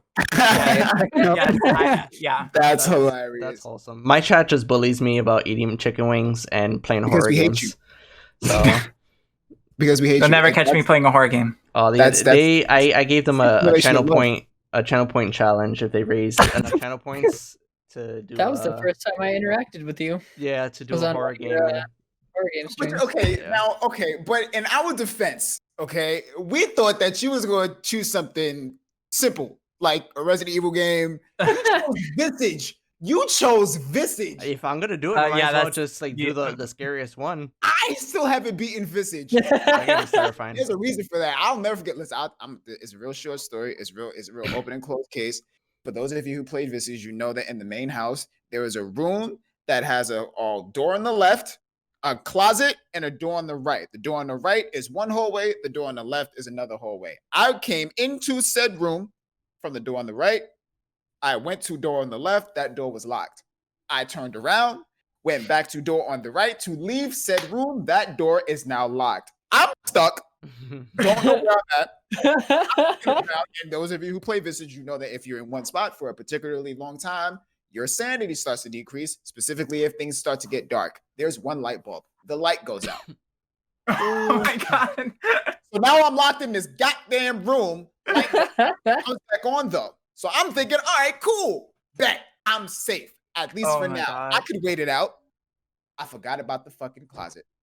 That door opened by itself. I immediately shut the game off. I didn't even wait. That door cracked. I didn't even wait to see what was coming or what was behind it. I didn't even wait. I haven't played the game since. Just pulled I haven't touched the game since. that was like like- that's it. That was like 4 months ago. I haven't played the game since. My I chat refuse. is they're begging me to play. I'll probably play it again.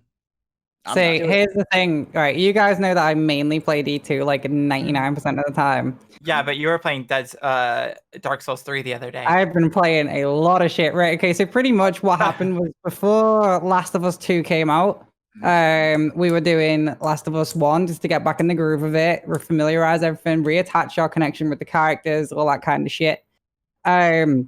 Once we did the normal playthrough to remember the buttons, we went back and did it on survival difficulty and called it the Doom of Us. And you had to have Doom music the entire way through. You couldn't use stealth. You had to engage in every single piece of combat. And that was incredible. So fucking difficult, mind you. And I jumped at one point because I had no ammo and there was a bloater. Oh my god. Oh no. I had to fucking peg it, but I didn't realize it was there because it was on a different difficulty. And obviously it puts an extra one in. Yeah. So I come around the corner, it fucking shows up, and I fucking jump and fucking pull my shoulder. And there's so like we've got shit like that. Then we play Last of Us 2. We've played what else have we played? Chat, if I miss anything, remind me. Hellblade was one because we realized I hadn't played it after the Hellblade 2 announcement during Amazing. Xbox. The game is so good. That is by far the best game I've ever played. That game hits me like a truck. I am scarred now at the fact that I will never play something as good as that. But we did it on hard mode in 8 hours, just start to finish, just boom, blind. Just that was amazing because we got bored of Destiny one day. It was like, oh, what can we do? We'd already done like 7 hours of Destiny, and then just went, oh, you can play Hellblade, and then it was like, oh, okay, let's go, and just fucking did it. What else have we done? There was a horror game. I can't remember which one it was, but like chat loves my horror stuff because I originally started playing Slender, only like to like 2 people, but like that was like horror games and me. I can't do Slender Man. Right. I don't. Funny. It doesn't mix with me. I like they love seeing me shit myself. I like the thrill of shitting myself, and that sounds weird, but yeah. Nah, I'm too but- old. I'm too old. My heart can't take it. With horror games, when it comes down to horror games, I'm not like I'm so desensitized to all of that, right? I don't have no issues with the gore, with the monsters, with none of that. The thing that gets me is having to wait for shit to happen. Yes. The anticipation. I don't do patience. I don't do patience in that situation. Alien Isolation. I It's one of those I games. hate Alien Isolation. I tell all of my friends, if we are ever going to be chased by some monster, whatever the case may be, I'm giving you 100% of my effort for at least 8 hours. If we don't get out of this situation within 8 hours, I'm staying there. Just leave me. I'm just leaving. Because Resident Evil, what was it? Resident Evil 7? The worst part about that game was the entire game. It felt like somebody was doing this to the Yes. back end. Uh-huh. I hated it. I hated it. Oh, That was the first- talking about it now is giving me gas. I don't want to talk. That was the first Resident Evil game I ever played, was Resident Evil 7, and Oh it my God. crapped my pants. See, I'm yet to play it, but the problem is I've watched too many playthroughs for it to be a genuine. Katie, Yeah, play it actually. VR if you have the opportunity VR. to. I don't have it. I will try and get hold of it, but yeah, It's no, a I've got completely different experience. the problem with me is if I've watched enough of a playthrough of it, then it's like no, it'll completely kill anything that regards to that. So like Dark Souls 3, I'd never played. I played the rest of the Souls like when like the latest one was what, Bloodborne before Dark Souls 3. So that was the last one I played, and I'd already started declining off the Souls like hype train at that point because I was like, oh well, you know what? First time I played I Dark think I'm Souls, done with that. the first engagement was a werewolf, and I had nothing. So I'm just like, you just purposely don't. No. I love No. Dark Souls. Mm. That's my But I now know, we're doing Dark Souls 3, and we're fucking. I'm loving that. One that I'm extremely excited for. Right, I don't know if you've seen it. Is I think it's The Median.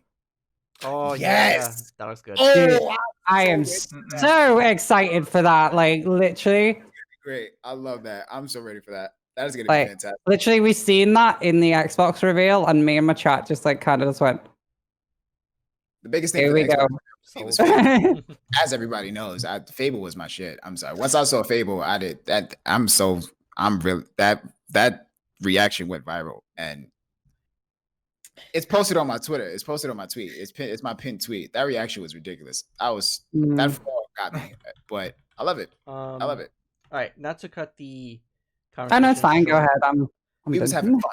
Just having fun. We yeah. were. I'm the parent has come in and be like, stop the fun. All right, we're gonna do our outros now.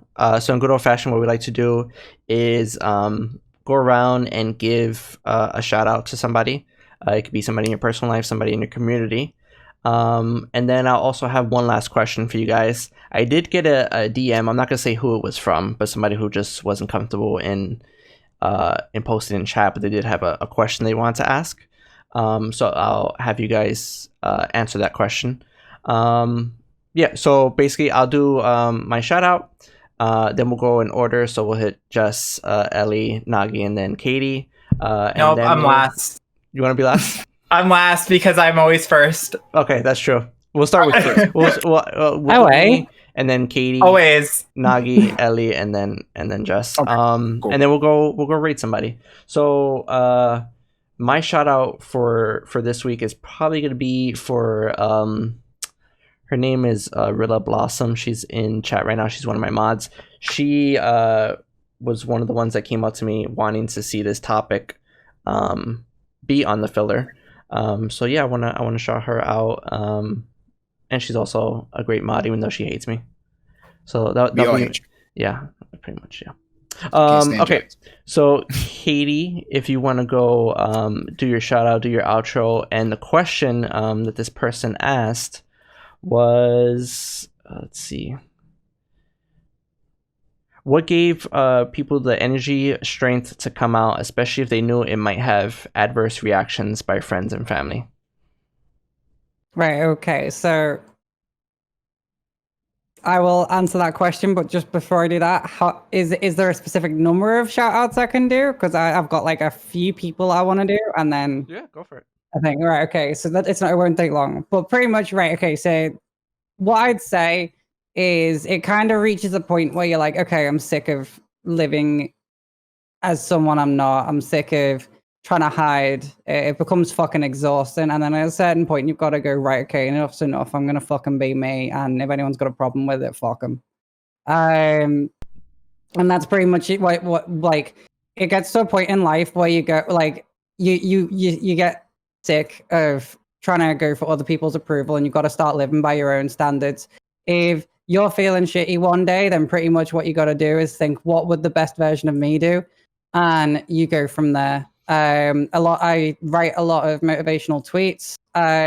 Sometimes they aren't, I'm going to admit, selfishly, half the time I'll put it, and then like a couple of days later, I'll be like, thank fuck I wrote that because I needed myself to motivate me in that way. And then I'll see that was me at my peak. So I've got to reach that level. And then that brings me up. And pretty much what you've got to do is reach that point in life where if someone hasn't got time for you or isn't fully supportive of you or gives you any form of hassle and doesn't want to be there with you to support you and be a genuine positive influence on your life, then life's too short to fucking give a shit. You know, you can't hold on to negative influences around you because it's just going to drain you even more. And you need to get to a point where you can go, enough's enough. I'm being me. Fuck yeah. And in regards to shout outs, so I'm going to start one off, which is there are two people which are in my main team, which is Team Throw, which consists of Tobin and Anubis. I think they're both asleep right now. But those two guys have been they've been incredible. They've been my stream team for a couple of, maybe a month now. Play with them day in, day out. They're an absolute amazing duo. And I'm very proud to call them my fire team and my fucking 2 out of the 3 musketeers. They are incredible, incredibly supportive. They've got a similar mindset and drive as me, and they're just incredible friends. I've just realized this is blurry. But yeah, so there's that. I want to give a shout out to my mum for finally coming around. And, you know, seeing that I'm not some freak. And then lastly, just because I know these guys want to get onto theirs, I just want to give a shout out to every single one of you goons. Whether you're an old goon, new goon, whether you're not one yet, but you will be in future, or you're one that has been in the past and you've moved on to, you know, different things. You guys are fucking incredible, and thank you for making every day an absolute pleasure of existing. So yeah, love you guys. You can find me over on pretty much anywhere at OBKATIEKAT. And yeah, that's me. Done. Thank you, Katie. Appreciate you. Nogi, if you want to go next. Don't talk to me, man. You don't eat all your wings, bro. No, stop. I hate you. Stop with that. I'm never gonna let you live that down. When I'm an old man on both, I really feel like me and you are gonna be on our deathbed together, and you're gonna be beside me, and I'm gonna look you square in your face, and my last words are gonna be, "You ain't shit." And my last words to be like, "Can I get one last chicken wing?" Once I No, finish bro. it, Oh my I'm gonna just throw it at you. No, because that's not, bro. If we go out like that, I'm actually all for that, because that's like a total golden moment. No, but usually I for those of you who know, I usually shout out Empress because she is just an amazing human being. But her, in combination of everything that we've been talking about since being on the filler, I want to give a shout out to survivors. Last episode, we were having a discussion about something that I brought attention to the topic when it came down to mental health and when it comes down to just hardships. Everybody who deals with things, such as everyone here who's on this episode, such as everybody who I know personally, we are taught to be praised as warriors. And one thing that I started to really deeply analyze when it came down to being a warrior is that usually warriors fight with injuries. They fight with severe, life-threatening wounds, gashes, bludgeon, whatever. And usually when it comes down to the story of a warrior, they fight until the war is done and they die. And then you hear the story of their efforts over the course of time. They surpass the amounts of time they become legend, but I would much rather be a legend by someone who survives. I would much rather be someone who receives those injuries and gives it time to heal, to continue on the story my way. So with combination of the people who are here, who have been here on this episode, to the combination of everyone who has been on every previous episode about serious topics, to the people who are battling at their computers, to the people who are battling in general, you are not alone. I appreciate you. I acknowledge you. And my shout out goes specifically to you for your efforts and for your growth and for your ability to survive, not just endure, because you are not a punching bag. You are not someone to just take people's shit. You're all badasses. And at the end of the day, you're a hero to somebody. Hey, Maru, I never give you a shout out, man. I'm giving you a shout out. You have done a fantastic job with the filler. You really have. You've done a fantastic job. You're educating people. You're helping people. You're making people. You're changing lives. There are many people who have DM'd me personally because of the episodes that we've done. And every single episode, I always tell you, do a fantastic job. I just don't do it on camera. So I'm letting people know now. I text him every episode to let him know that he does well. So he be bullshitting y'all when he be telling y'all that I don't show him any love. I said you don't show me love on camera. Shut up. Okay. Well, he just did. I'm just like, but yeah, You gotta that's my wait for shout the out. OnlyFans for that love on camera. I'm telling you, I'm gonna Right report there. it. I'm gonna report it, and then people gonna hate me for it. Says, "Oh, Nogi, you don't support OnlyFans workers." I don't support that motherfucker's OnlyFans. No, I'm literally gonna do that after we're done here. I'm gonna find you, and I'm gonna make an OnlyFans as well. But I'm only gonna share photos of OnlyFans. You know what OnlyFans. I'd love an OnlyFans. OnlyFans of? Right. Don't know if you guys have seen it, but I've been shouting about a fucking hell of a lot recently. You guys heard of Cardboard Arm Man? Yes. Hell yeah. Oh yeah. Yes. Dude, Yes. right. Literally, Yes. He's been I in was my- teaching him Scourge before stream here, right? He fucking dude, he's a class, right? I've just watched him now. He's so just been funny. he's doing solo pit right now. And he's just cleared totems and just picked his dog up and just been like,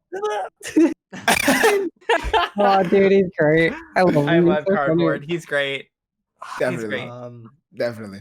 Ellie, if you want to give your shout out and if you want to answer the question. Just the few newly hatched trans babies that have joined the communities recently. I want to give a shout out to them. I'm not going to name them because they're not out everywhere, and I don't want to out them.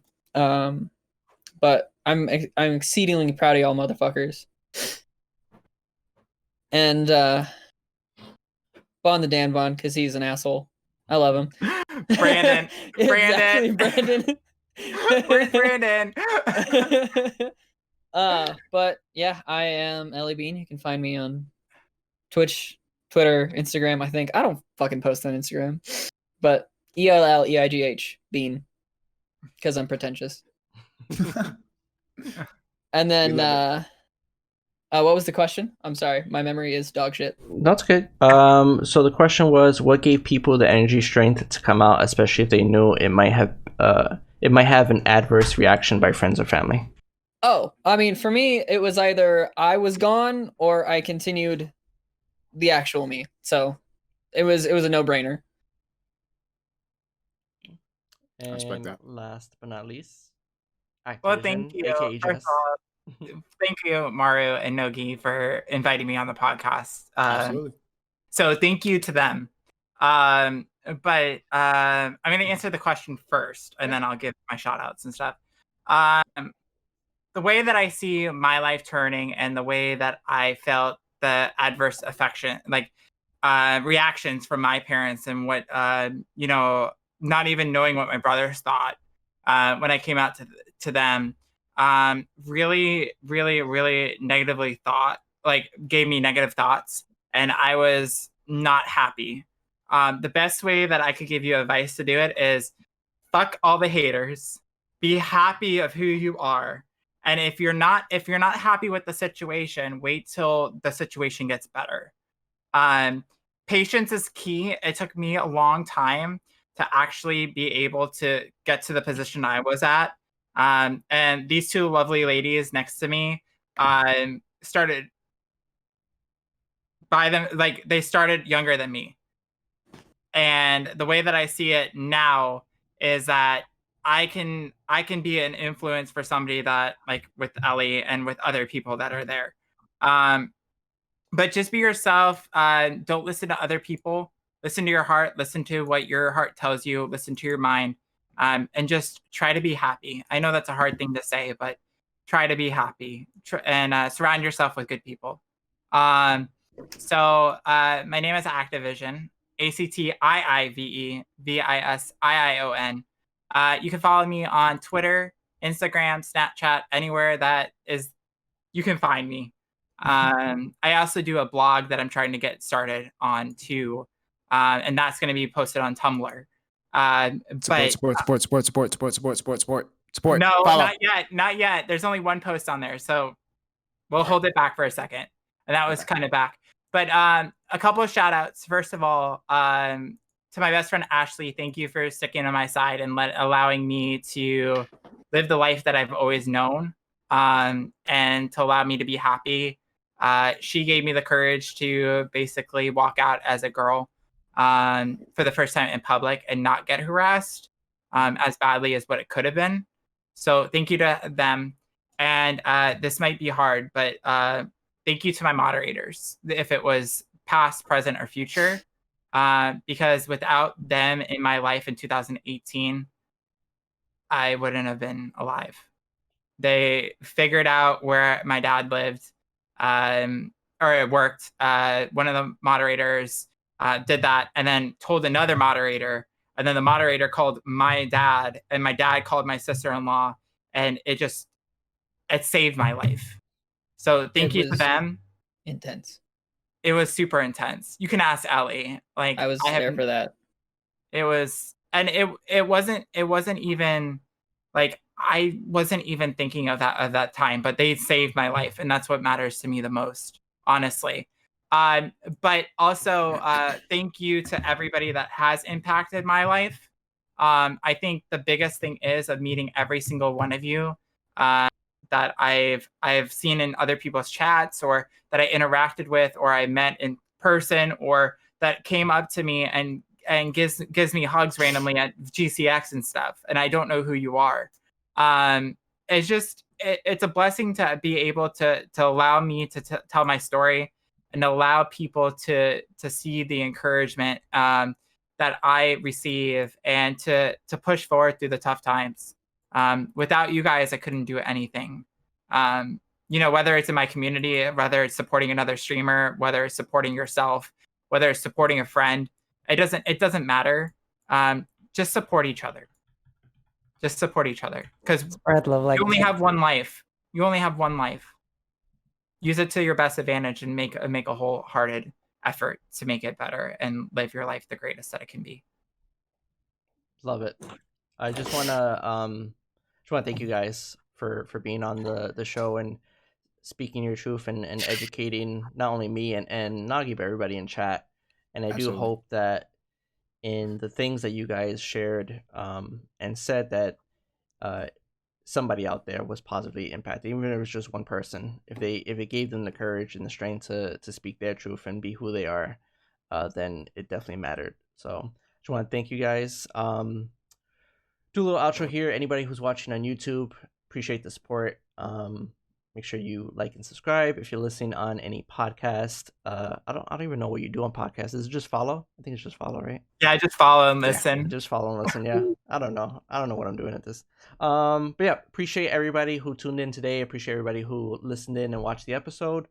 Yeah, thank you all.